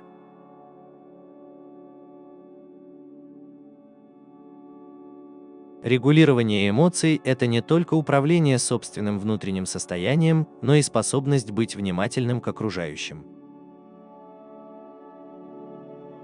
Когда наш внутренний эмоциональный мир хаотичен или перегружен, нам трудно полностью погрузиться в реальность другого человека. Эмоциональное регулирование создает внутреннее пространство, пространство для слушания, любопытства и эмпатии. Например, если мы вступаем в разговор в тревожном и погруженном в себя состоянии, мы можем не заметить тонкие сигналы, указывающие на то, что другой человек расстроен или испытывает трудности. Мы можем интерпретировать их ответы через призму собственного стресса, а не услышать их правильно.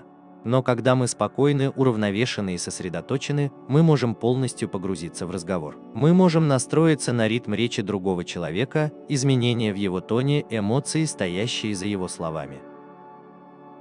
Такое присутствие – это дар. Это говорит другому человеку: «Я вижу тебя. Я здесь с тобой. Мне не все равно». Таким образом, регулирование становится основой эмпатии и связи. Без этого мы можем реагировать, проецируя свои чувства или защищаясь. С этим мы отвечаем с пониманием и заботой. Регулирование эмоций помогает нам справляться с динамикой власти. Эмоциональная регуляция становится еще более важной в ситуациях, связанных с властью, будь то руководство, наставничество, воспитание детей или переговоры. Когда мы занимаем руководящую должность, наши эмоциональные реакции имеют больший вес. Менеджер, который срывается на подчиненного, может подорвать его моральный дух на несколько дней. Родитель, который в гневе повышает голос, может нанести глубокую эмоциональную травму. И наоборот, когда лидеры контролируют свои эмоции, они демонстрируют зрелость и самообладание, создавая культуру уважения и психологической безопасности. Эмоциональная регуляция в таких ситуациях включает в себя способность сохранять спокойствие перед лицом провокаций, давать обратную связь без унижения и принимать взвешенные решения в кризисных ситуациях. Это также означает умение справляться со своими страхами, эго и неуверенностью, чтобы они не влияли на общение. В переговорах эмоциональная регуляция помогает сохранять стратегическое мышление и эмоциональную отстраненность. Это позволяет нам отстаивать свои интересы без агрессии и активно слушать, даже когда ставки высоки. Ответственное использование власти требует от нас глубокого понимания того, как наши эмоции влияют на окружающих, и умения регулировать их таким образом, чтобы это способствовало справедливости, достоинству и доверию. Тренировка мозга для эмоциональной регуляции хороша тем, что эмоциональная регуляция – это навык, который можно развить. Нейропластичность мозга означает, что при постоянной практике мы можем изменить свои реакции и выработать новые эмоциональные привычки. Такие техники, как медитация осознанности, ведение дневника, глубокое дыхание и практики осознанности, основанные на теле, являются мощными инструментами для развития эмоциональной регуляции. Например, медитация осознанности учит нас наблюдать за своими мыслями и эмоциями без осуждения, что ослабляет их влияние на население. Ведение дневника позволяет нам анализировать свои эмоции и делать выводы. Глубокое дыхание активирует парасимпатическую нервную систему, успокаивает реакцию организма на стресс и восстанавливает чувство безопасности. Со временем эти практики укрепляют префронтальную кору головного мозга, отвечающую за контроль импульсов, принятие решений и эмоциональную регуляцию. И успокаивает миндалевидное тело, которое отвечает за страх и реакцию. При регулярной практике мы становимся менее реактивными, более сосредоточенными и способными сохранять эмоциональное равновесие в стрессовых ситуациях. Такая нейрологическая устойчивость напрямую повышает наш социальный интеллект, позволяя нам оставаться собранными, спокойными и эффективными в общении. Давайте рассмотрим, как эти принципы эмоциональной регуляции применяются в повседневной жизни.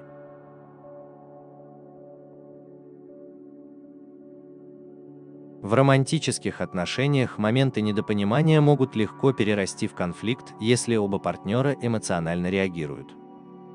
Но если хотя бы один из них может остановиться, сделать вдох и спокойно и искренне выразить свои чувства, ситуация часто кардинально меняется.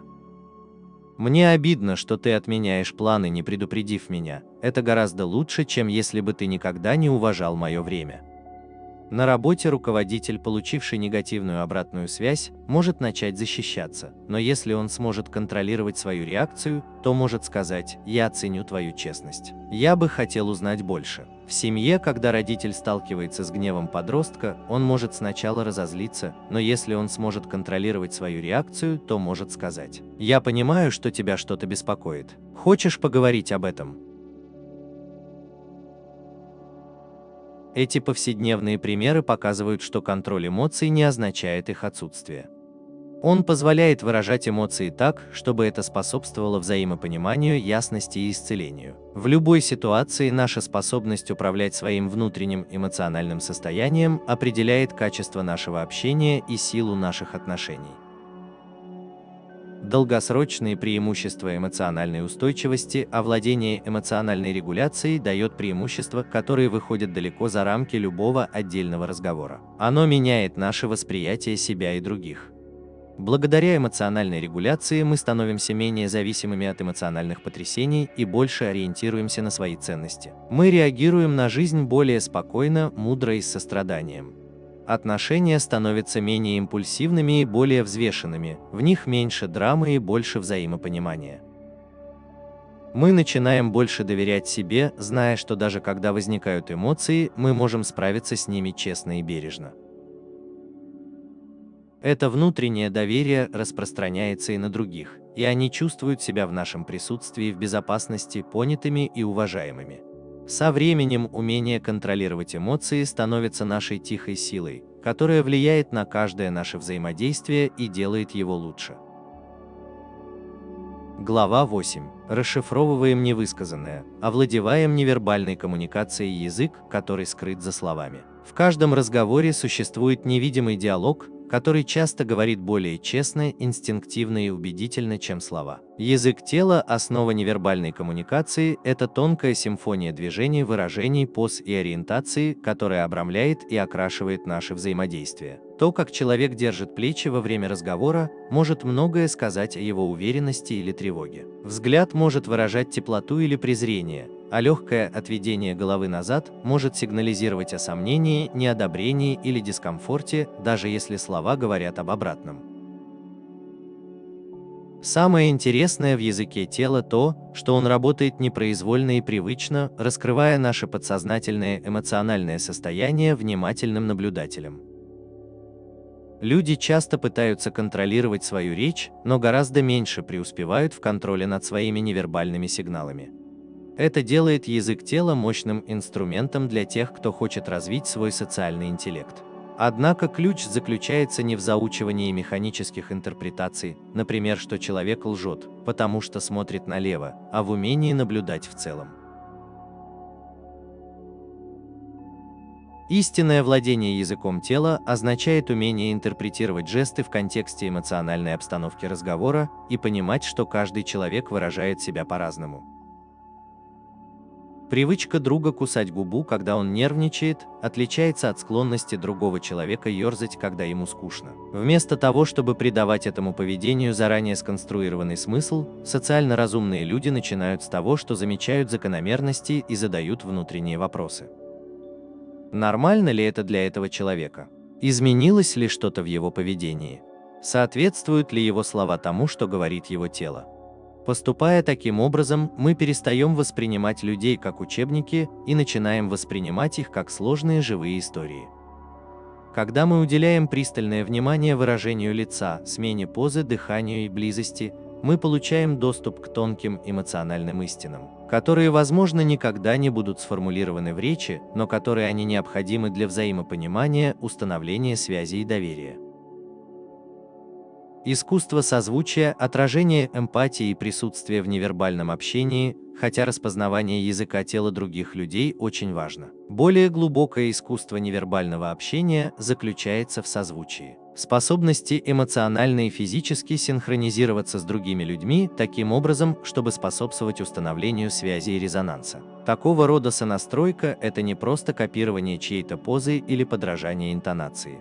Это включает в себя включение в эмоциональный поток разговора, позволяя своему телу, лицу и энергии отражать подлинное ощущение присутствия.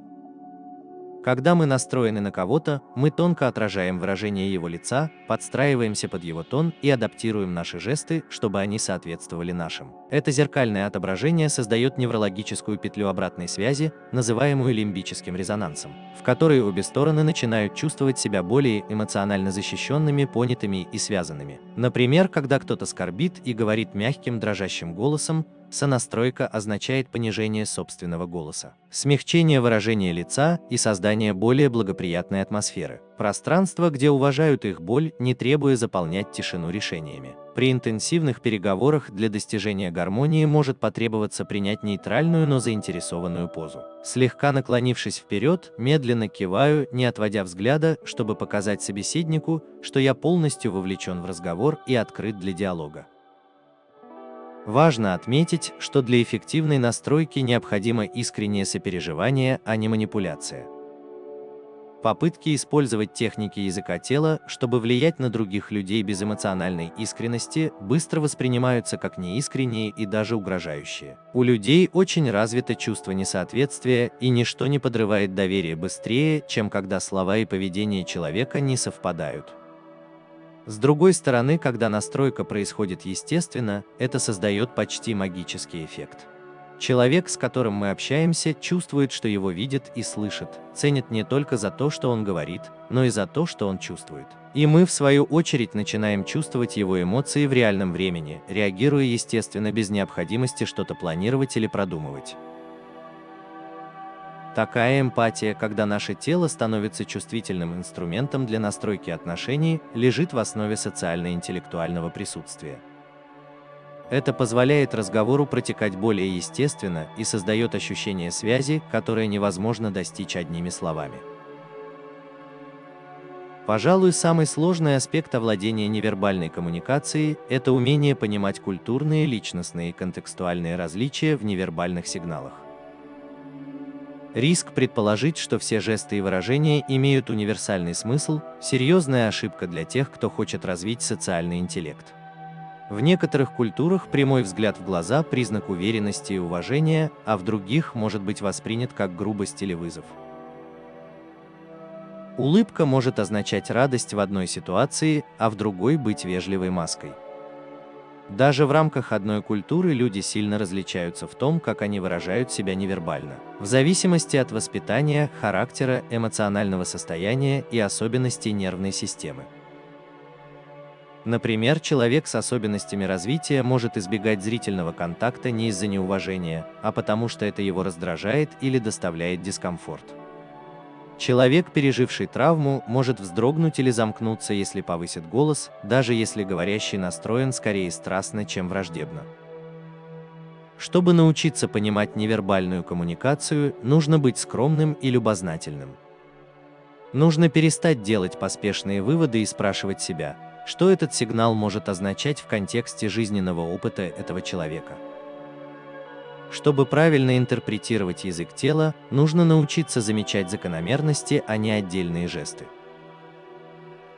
Если человек всегда говорит, скрестив руки, возможно, это просто его привычная поза, а не признак агрессивности. Но если он вдруг скрещивает руки во время разговора, когда эмоции накаляются, это может означать изменение эмоционального состояния. Точно так же важно понимать культурные особенности в глобальном социальном и профессиональном контексте. Жесты, мимика и физическая дистанция, которые мы считаем нормальными, могут иметь совершенно другое значение для людей из других культур. Чтобы избежать недопонимания, социально подкованные люди наблюдают и задают уточняющие вопросы, когда не уверены. Они учатся учитывать не только индивидуальные особенности, но и культурный контекст, понимая, что чувствительность к различиям – это не ограничение. Это сильная сторона. Расширяя наше понимание того, как невербальные сигналы различаются в разных культурах, мы уменьшаем количество предположений, повышаем эмпатию и создаем более уважительный и инклюзивный способ общения. В конечном счете, такая чувствительность повышает нашу способность к искреннему общению, позволяя нам реагировать с достоинством, уместностью и искренностью, независимо от того, с кем мы общаемся. Глава 9. Эмоциональные потоки. Распознавание, управление и реагирование на эмоции других людей. Чтобы развить настоящий социальный интеллект, мы должны не просто наблюдать за поведением или расшифровывать слова. Мы должны научиться распознавать скрытые эмоции, те тонкие, но сильные чувства, которые влияют на ход разговора, даже если они не высказываются вслух. Каждый человек привносит в общение свой эмоциональный настрой, атмосферу, которая не всегда очевидна, но сильно влияет на динамику. Человек может улыбаться, но при этом испытывать глубокое недовольство. Другой может говорить тихо, но излучать раздражение своей энергией. Поэтому для понимания эмоций нужна не только чувствительность, но и намерение. Это значит, что нужно активно прислушиваться к другим, не только к тому, что они говорят или показывают, но и к тому, что они чувствуют. Особенно, когда эти эмоции скрыты за вежливостью или отвлекающими факторами. Распознавание эмоциональных состояний включает в себя умение замечать микровыражения, изменения в голосе, дыхании, темпе речи и другие тонкие сигналы, которые большинство людей не замечают. Но не менее важно уметь контролировать свои эмоции, чтобы не путать их с чужими. Когда мы слишком остро реагируем или слишком сосредоточены на себе, наше восприятие других людей становится искаженным. Вместо этого, чтобы развить настоящее понимание эмоций, нужно сохранять внутреннюю тишину, слушать сердцем, а не только ушами. Со временем это научит нас замечать, когда разговор идет не так. Когда слова человека не соответствуют его эмоциональному состоянию или когда есть что-то важное, что осталось недосказанным. Это понимание не означает, что мы будем лезть в чужие дела или делать предположения, а означает, что мы создаем пространство для общения. Когда люди чувствуют, что их эмоции понимают, но не осуждают и не допрашивают, они часто открываются и становятся более честными. Понимание эмоций становится даром, приглашением к искренности и более глубокой связи. Таким образом, эмоциональная чувствительность – это не слабость, а сила в отношениях. Это позволяет нам взаимодействовать с другими людьми не только на поверхностном уровне поведения, но и на более глубоком уровне их эмоциональной реальности, где есть доверие, смысл и реальные изменения. Эмоциональная регуляция – это способность реагировать, а не просто отвечать в социальных ситуациях, когда мы понимаем эмоциональное состояние других людей. Следующий важный навык – это эмоциональная регуляция, то есть умение управлять своими внутренними эмоциональными реакциями, чтобы мы могли отвечать ясно, с сочувствием и самообладанием. В эмоционально напряженные моменты, будь то конфликт, серьезный разговор или момент уязвимости, легко поддаться собственным чувствам. Лимбическая система нашего мозга, которая отвечает за реакцию «бей, беги или замри», часто реагирует раньше, чем вмешается наш разум. Вот почему люди говорят то, о чем потом жалеют, повышают голос, уходят или начинают защищаться. Не потому, что они этого хотят, а потому, что они не научились останавливаться, анализировать и выбирать лучший ответ. Эмоциональная регуляция – это пауза. Это короткий, но мощный момент, когда мы делаем вдох, замечаем, что происходит внутри нас, и принимаем осознанное решение ответить мудро, а не импульсивно. Этот навык не врожденный. Он развивается со временем благодаря самосознанию, рефлексии и целенаправленной практике. Все начинается с осознания собственных эмоциональных триггеров.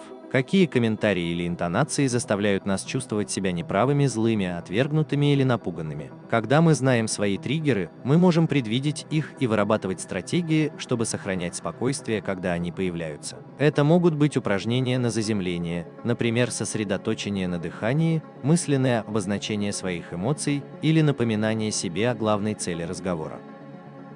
Самые социально подкованные люди – это не те, кто никогда не испытывает сильных эмоций, а те, кто может сохранять самообладание, даже когда испытывает их. Они умеют злиться, не проявляя жестокости, чувствовать обиду, не замыкаясь в себе, и быть страстными, не подавляя других. Такое контролируемое эмоциональное состояние делает нас не только более надежными, но и более влиятельными, потому что люди чувствуют себя в безопасности рядом с нами. Они понимают, что мы не взорвемся, не сломаемся и не убежим, когда станет трудно. В профессиональной среде это спокойствие помогает нам стать лидерами. В личных отношениях это помогает превратить конфликт в общение. А в повседневной жизни это позволяет смело и изящно общаться с трудными людьми. Эмоциональная регуляция – это, по сути, форма самоконтроля. Это то, как мы проявляем себя наилучшим образом в общении, даже когда сталкиваемся с трудностями. Эмоциональная отзывчивость – это умение понимать других и реагировать на них с эмпатией.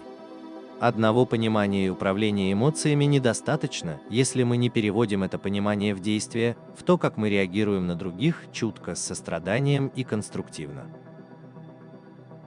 Эмоциональная отзывчивость – это искусство понимать людей такими, какие они есть эмоционально, а не такими, какими мы хотим их видеть. Это значит слушать не только ушами и отвечать не только решениями.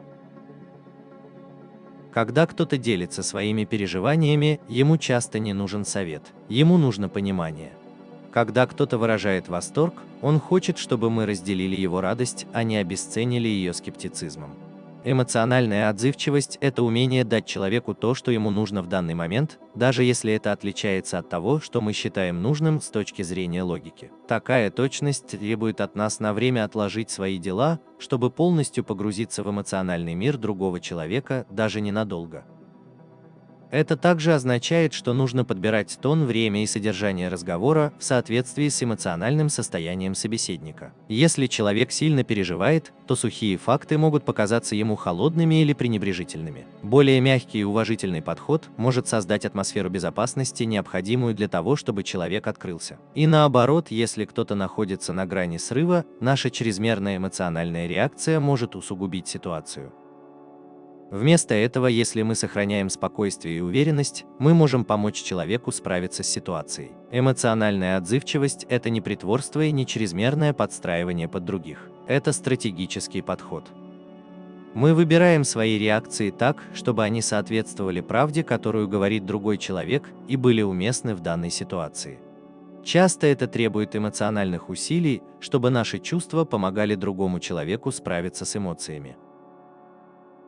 Хотя это может быть утомительно, это приносит глубокое удовлетворение. Когда человек чувствует, что его понимают, когда его эмоциональную реакцию не только замечают, но и умело на нее реагируют, он чувствует себя любимым, уважаемым и сильным. Отношения становятся глубже, конфликты утихают. Доверие растет.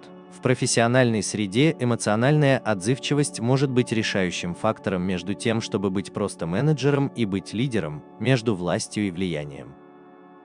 Это создает культуру взаимного уважения, в которой люди чувствуют себя свободно и могут быть собой.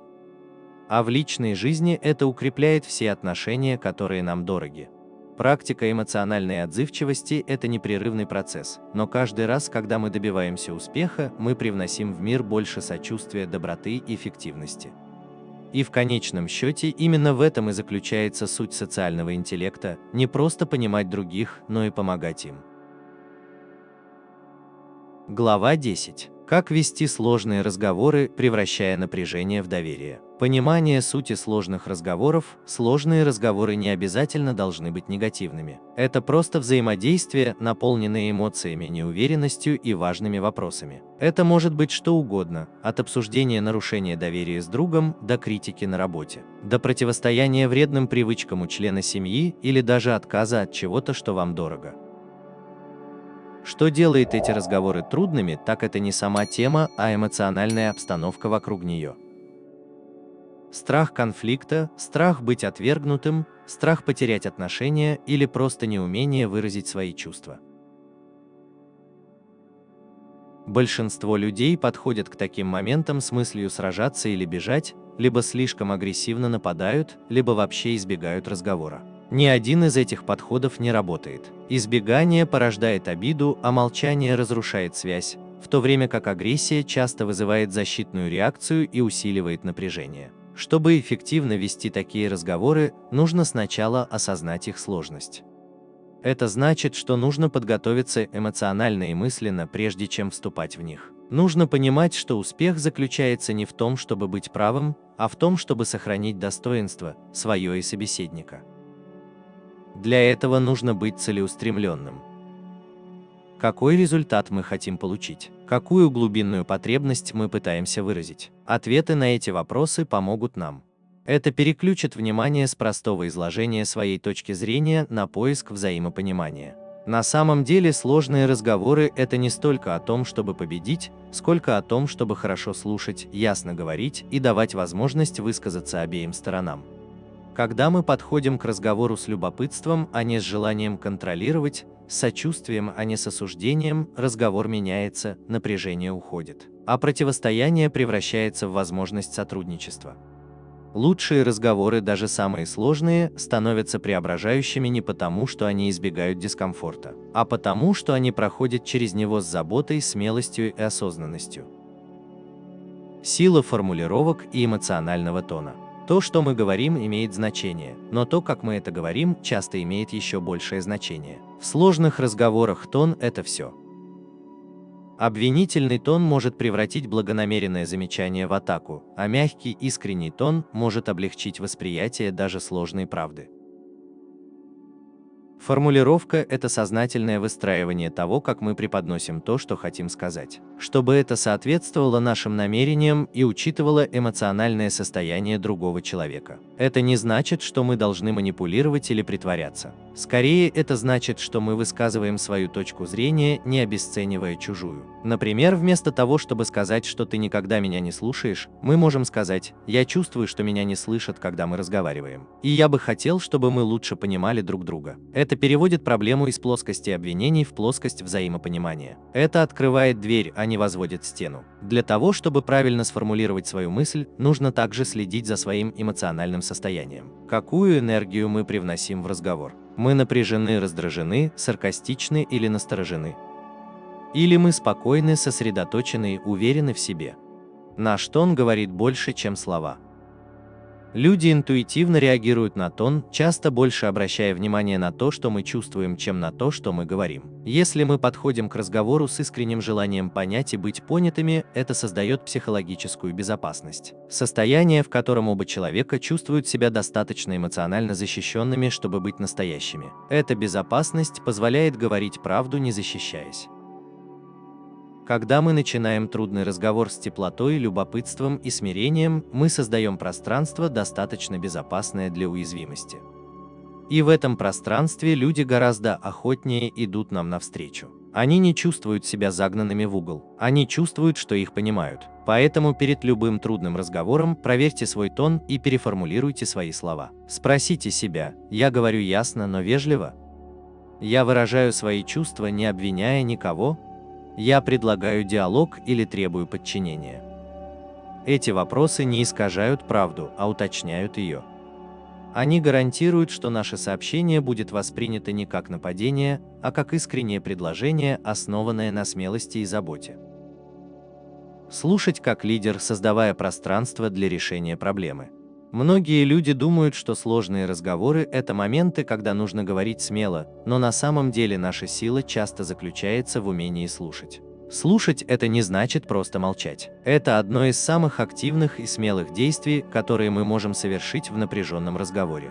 Чтобы по-настоящему услышать другого человека, нужно на время заглушить внутренний шум, перестать возражать и делать предположения. Это не значит, что мы ждем своей очереди высказаться. Это значит, что мы с уважением и открытостью входим в эмоциональный мир другого человека. Это значит, что своим присутствием и словами мы показываем, что он важен для нас. Что его мнение важно для нас. Я здесь и я слушаю. Когда человек чувствует, что его действительно услышали, ему больше не нужно кричать. Его защита ослабевает, боль утихает, и появляется возможность для взаимопонимания. Но слушать на таком уровне не значит соглашаться со всем. Это значит принимать эмоции, даже если мы не согласны с выводами.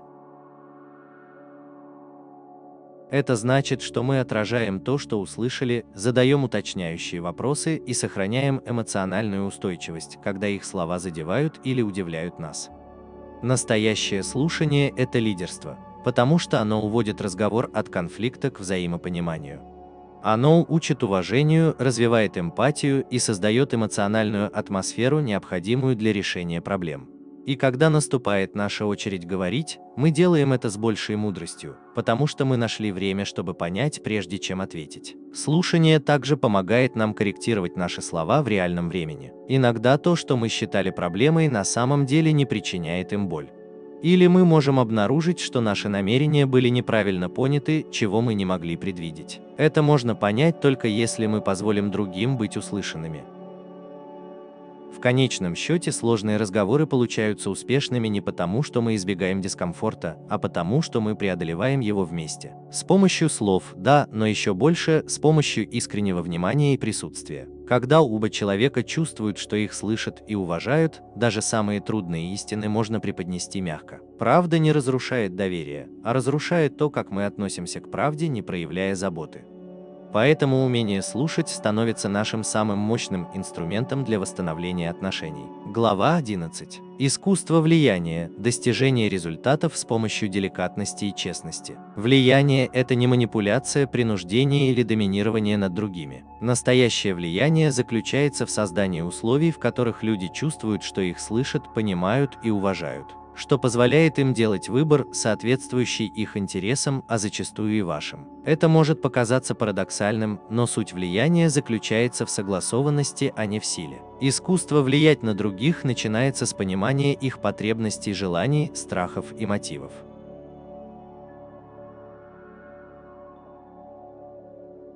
Это значит, что нужно распознавать внутренние диалоги, которые влияют на их решения, и предлагать им пути, которые соответствуют их ценностям и целям. В каждом взаимодействии действуют невидимые силы, предположения, предубеждения, социальные нормы и эмоциональные триггеры, которые формируют восприятие вас в данной ситуации. Осознавая эти силы, вы можете мягко направлять разговор в сторону результатов, выгодных обеим сторонам. В отличие от манипуляции, которая стремится получить что-то за чужой счет, этичное влияние направлено на взаимную выгоду. Это обмен, а не односторонняя сделка. Чтобы эффективно влиять, нужно сначала понять психологию людей, с которыми вы общаетесь. Как они воспринимают мир? Что ими движет? Что заставляет их чувствовать себя уважаемыми или неуважаемыми? Понимание этих нюансов создает основу для честного влияния. Влияние – это не навязывание, а предложение идей, взглядов и вариантов, которые побуждают другого человека думать и действовать так, как ему нужно, даже если он сам этого не осознает.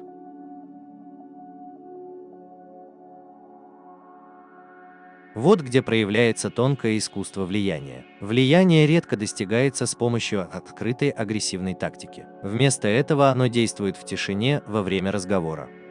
Паузы между словами, невысказанные предложения, которые подразумеваются в речи, жесты, которые поддерживают или опровергают сказанное. Самые искусные люди, оказывающие влияние, не приказывают и не требуют. Они предлагают другим самим оценить идею, решение или точку зрения. Это одновременно искусство и наука, требующие эмоционального интеллекта и когнитивной проницательности. Это требует терпения и умения вести людей, не давя на них. Когда мы оказываем влияние таким образом, мы даем другому человеку возможность самому принять решение, даже если мы подводим его к этому. В этом парадокс эффективного влияния. Оно наиболее сильно, когда кажется, что оно не требует усилий. В основе влияния лежит доверие. Без доверия влияние – это не что иное, как манипуляция. Люди не будут следовать за тем, кому не доверяют. Они не будут убеждены тем, кто, по их мнению, не заботится об их интересах. Поэтому первый и самый важный инструмент в искусстве влияния – это подлинность. Подлинность – это не просто честность. Это последовательность в словах, действиях и намерениях. Это значит быть искренним, целостным и не притворяться. Когда другие чувствуют, что мы искренни, они с большей вероятностью подпадут под наше влияние. Эта искренность должна проявляться во всем, что мы делаем, будь то наши поступки, слова или ценности.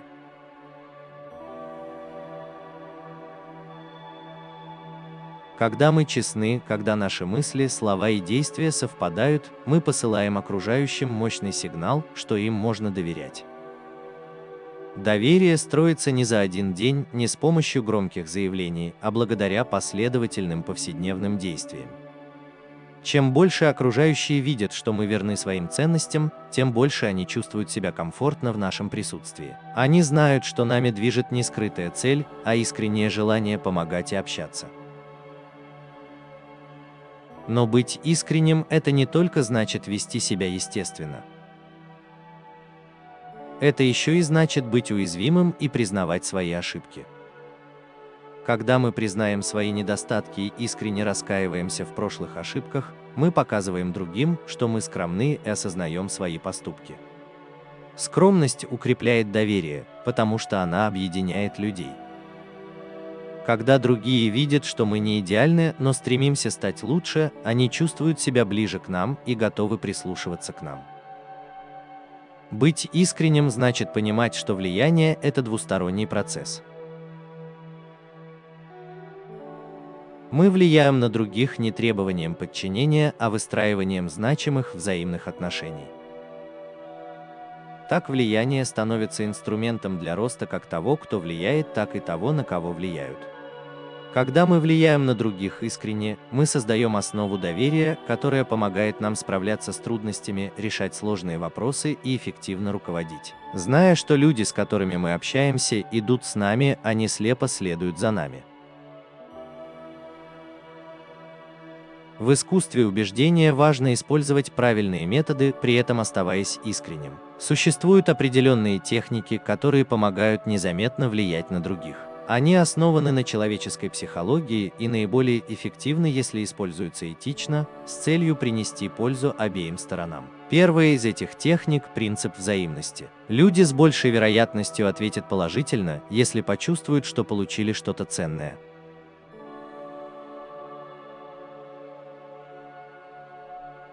Это не обязательно должны быть материальные подарки. Это может быть что-то простое, например, уделить кому-то время, внимание или искренне похвалить. Когда мы что-то предлагаем, будь то совет, добрый поступок или просто возможность выслушать, мы вызываем у других желание отплатить нам тем же. Это чувство взаимности заложено в человеческой природе. Другая мощная техника – социальное доказательство. Люди склонны следовать за толпой, особенно в неопределенных ситуациях.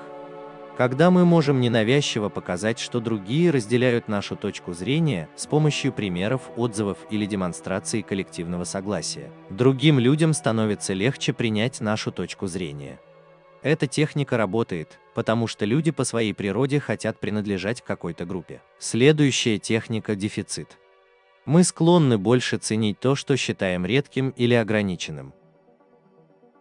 Подчеркивая уникальность возможностей, ресурса или идеи, мы задействуем этот психологический механизм.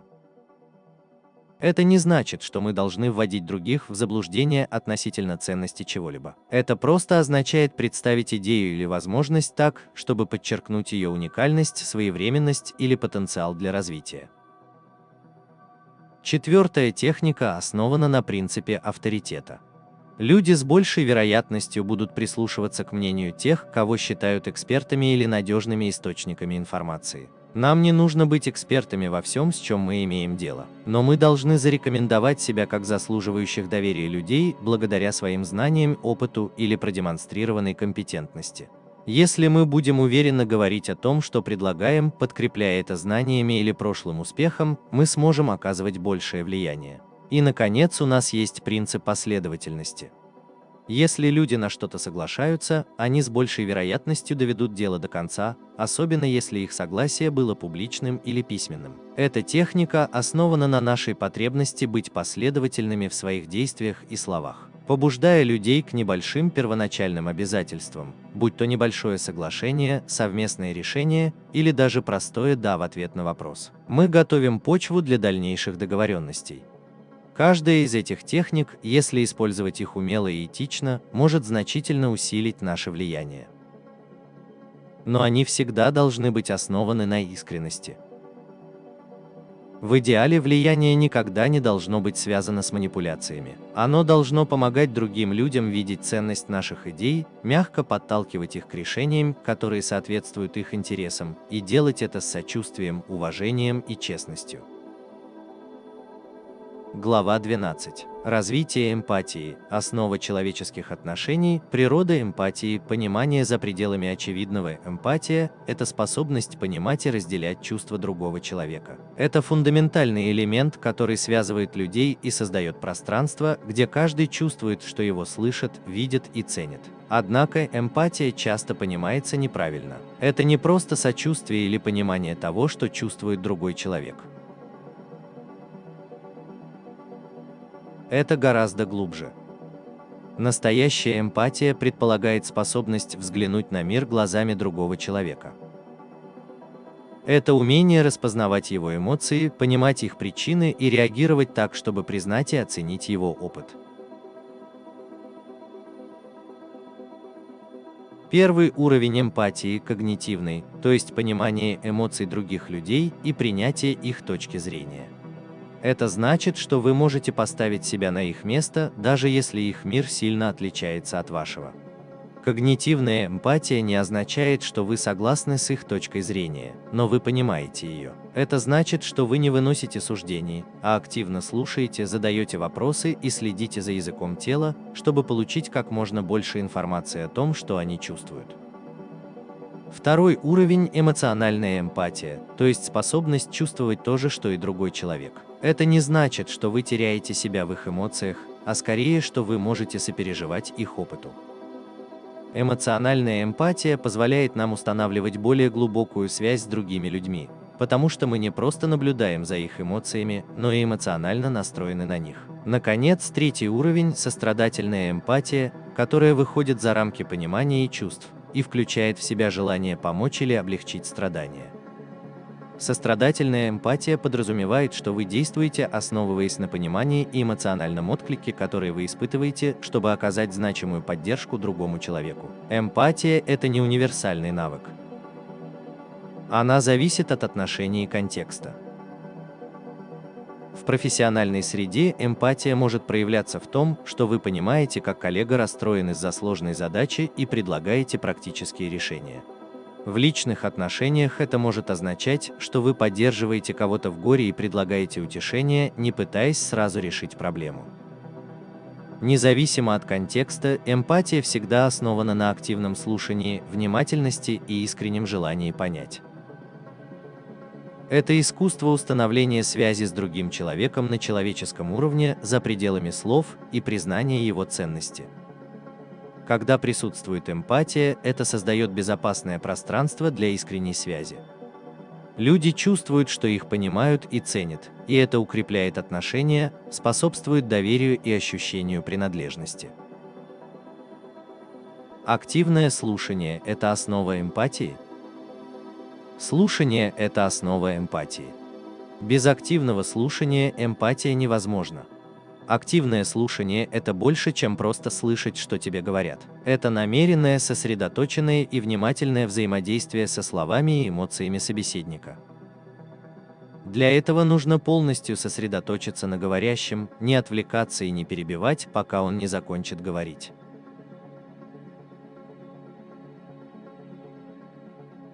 Активное слушание включает в себя как вербальные, так и невербальные сигналы. Мы можем показать, что слушаем, перефразируя сказанное собеседником, задавая уточняющие вопросы или просто кивая в знак согласия.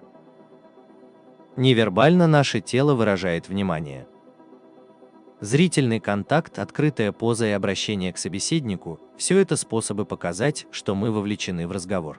Первый шаг в активном слушании – это быть внимательным. Это значит отложить в сторону свои мысли, суждения и отвлекающие факторы и полностью сосредоточиться на собеседнике. Возможно, нам придется успокоить свой внутренний диалог и перестать формулировать ответ, пока говорит другой человек. Так мы создаем пространство, в котором собеседник чувствует себя в безопасности и ценным. Второй шаг – это отразить то, что мы услышали. Это может включать в себя краткое изложение сказанного, чтобы убедиться, что мы правильно поняли собеседника. Например, «Я понял, что вы чувствуете себя перегруженным из-за сроков проекта». Это так? Это показывает собеседнику, что мы не просто слышим его слова, но действительно понимаем его эмоции и мысли. Третий шаг – проявить сочувствие. Когда мы понимаем, о чем говорит собеседник, мы можем поддержать его эмоционально, признавая его чувства. Например, мы можем сказать: «Я представляю, как это тяжело для тебя. Кажется, что это сложно решить». Сочувствие здесь не в том, чтобы решить проблему, а в том, чтобы понять чувства другого человека. Это значит сказать: «Твой опыт важен, и я понимаю, что ты чувствуешь». Активное слушание требует от нас терпения и непредвзятости. Легко попасть в ловушку, когда хочется решить проблему или дать непрошенный совет. Но сочувствие процветает, когда мы не пытаемся решить проблему, а просто даем другому человеку возможность высказаться. Иногда лучшее, что мы можем сделать для кого-то, это выслушать, не предлагая решений, просто проявляя сочувствие.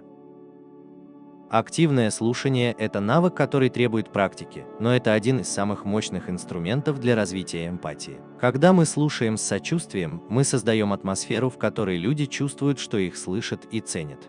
В этом суть человеческих отношений. Развитие эмпатии – это практика, которая помогает нам устанавливать более глубокие связи. У некоторых людей может быть природная склонность к эмпатии, но этот навык можно развивать и укреплять со временем. Развитие эмпатии требует осознанной практики и готовности выйти за пределы себя, чтобы понять других. Одна из практик развития эмпатии – это умение поставить себя на место другого человека. Это означает намеренно представить себя на месте другого человека и подумать о его мыслях, чувствах и опыте. Полезно спросить себя, что сейчас происходит в его жизни, как он себя чувствует в данный момент. Это помогает нам лучше понимать людей из разных слоев общества, особенно если их опыт отличается от нашего. Умение поставить себя на место другого помогает нам преодолевать предубеждения, предположения и стереотипы, позволяя нам видеть мир глазами другого человека. Еще одна практика для развития эмпатии – это активное распознавание эмоций. Это означает обращать внимание на свои эмоции и лучше понимать эмоции других людей.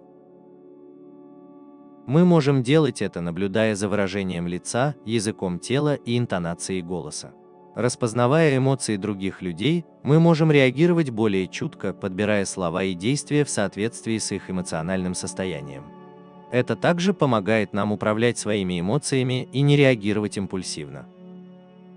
Третья практика – это осознанность. Осознанность – это способность полностью присутствовать в настоящем моменте, не отвлекаясь и не осуждая. Это позволяет нам глубже общаться с собой и другими людьми, не отвлекаясь на мысли и технологии. Практика осознанности помогает нам развить эмоциональный интеллект, что очень важно для развития эмпатии. Когда мы осознанны, мы лучше понимаем эмоции других людей и можем реагировать с добротой, терпением и пониманием. Кроме того, волонтерство или помощь другим людям могут усилить эмпатию, позволяя нам сталкиваться с разными ситуациями и проблемами. Когда мы помогаем другим, мы забываем о своих проблемах и начинаем понимать трудности и потребности окружающих нас людей. Волонтерство воспитывает чувство общности и укрепляет нашу способность общаться с людьми из разных слоев общества. Наконец, практика эмпатии также включает в себя сострадание к себе. Трудно сопереживать другим, если мы не сострадательны к себе. Относясь к себе с добротой, мы создаем эмоциональное пространство, необходимое для проявления эмпатии к другим. Когда мы принимаем свои слабости и несовершенства, мы лучше понимаем окружающих. Эмпатия – это не просто навык. Это образ мышления. Это способ взаимодействия с миром, который ценит связь, понимание и взаимное уважение. Чем больше мы практикуем эмпатию, тем глубже наши отношения и тем больше мы сближаемся с другими людьми.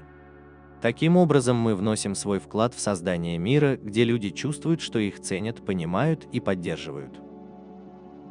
Глава 13. Разрешение конфликтов, превращение трудностей в возможности для роста. Природа конфликта, понимание корней и динамики. Конфликт – это естественная часть человеческого взаимодействия. Рано или поздно различия во взглядах, недопонимание или несовпадение интересов приводят к напряжению. Однако конфликт, если подходить к нему с правильным настроем, не обязательно должен быть разрушительным. На самом деле конфликт может стать мощным катализатором для роста, инноваций и более глубоких связей. Первый шаг к эффективному разрешению конфликта – это понимание того, что конфликт часто возникает из-за неудовлетворенных потребностей или желаний. Когда чьи-то основные потребности, будь то уважение, признание или понимание, оказываются под угрозой, эмоции накаляются. Именно эти эмоциональные реакции часто становятся причиной конфликта, затмевая логические или фактические аспекты разногласий. Понимание этих эмоциональных факторов крайне важно для здорового разрешения конфликтов. Конфликт редко касается только самой проблемы. Часто он связан с тем, как люди относятся к этой проблеме. Здесь на помощь приходит эмоциональный интеллект. Недостаточно просто решить проблему.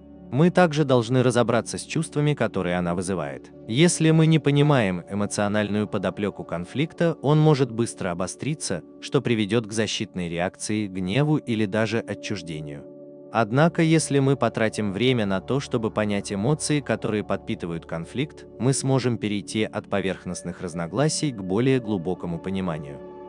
Еще один важный аспект конфликта – это то, что он часто связан с разными точками зрения. Два человека могут по-разному воспринимать одну и ту же ситуацию в зависимости от своего происхождения, ценностей, опыта. Понимание того, что у каждого человека есть своя точка зрения, через которую он смотрит на мир, очень важно для разрешения конфликтов. Такой подход позволяет нам подходить к разногласиям с любопытством, а не осуждением. Вместо того, чтобы считать, что наш способ решения проблемы единственно верный, мы можем попытаться понять, почему другой человек думает иначе. Конечная цель в разрешении конфликта не победа, а поиск решения, которое удовлетворит обе стороны, будет учитывать их мнение и способствовать взаимопониманию. Конфликт, если его правильно разрешить, это возможность для обеих сторон вырасти и укрепить свои отношения. Стратегии разрешения конфликтов – это подходы, которые приводят к положительным результатам. Следующий шаг в разрешении конфликта – это разработка стратегий, которые позволят обеим сторонам чувствовать, что их слышат, уважают и понимают. Одна из самых эффективных стратегий разрешения конфликтов – активное слушание. Активное слушание, как мы уже говорили в предыдущих главах, предполагает не просто слышать слова другого человека, но и понимать эмоции, стоящие за этими словами. Это требует от нас полной сосредоточенности, умения не перебивать и демонстрировать с помощью слов и жестов, что мы вовлечены в разговор и сопереживаем.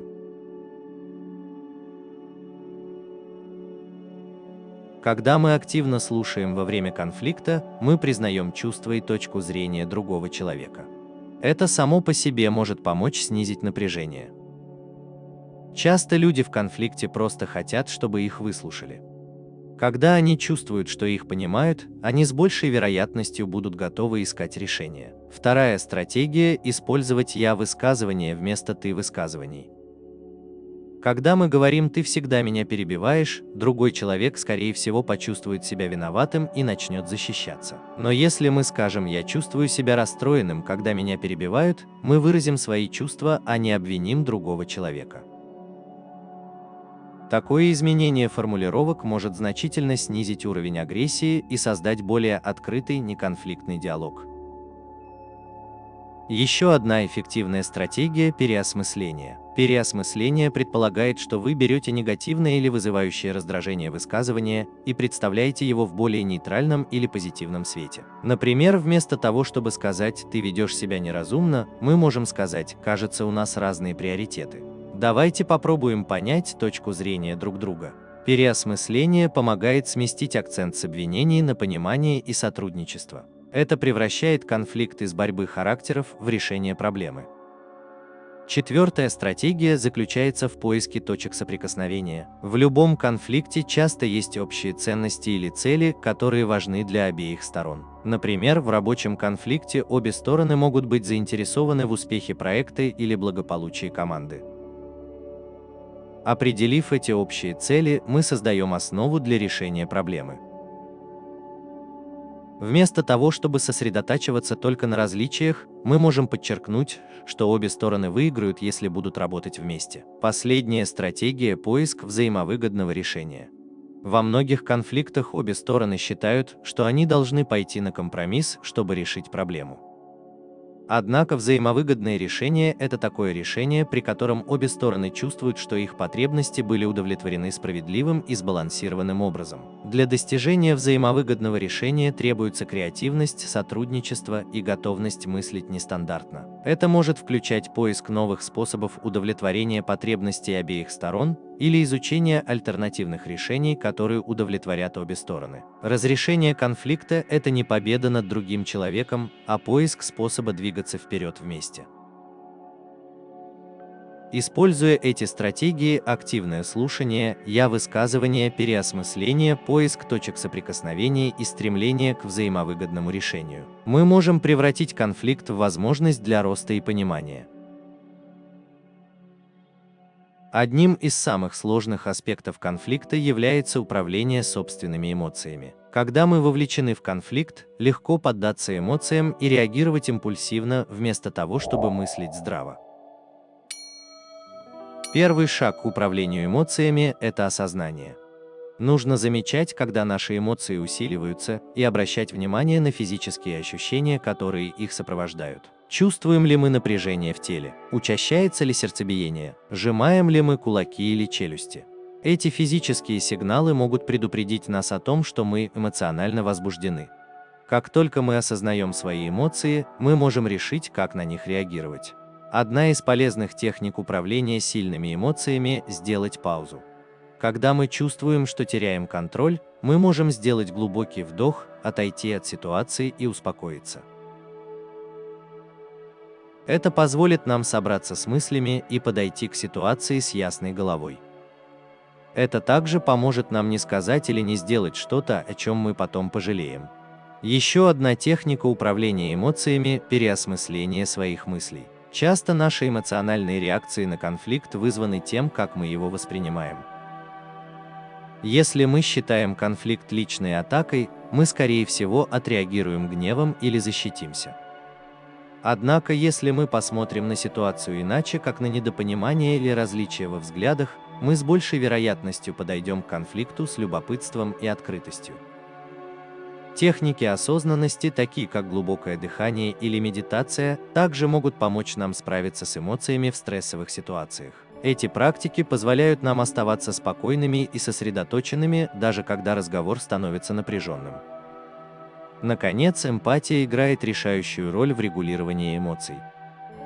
Когда мы сопереживаем чувствам другого человека, мы с меньшей вероятностью будем защищаться или реагировать.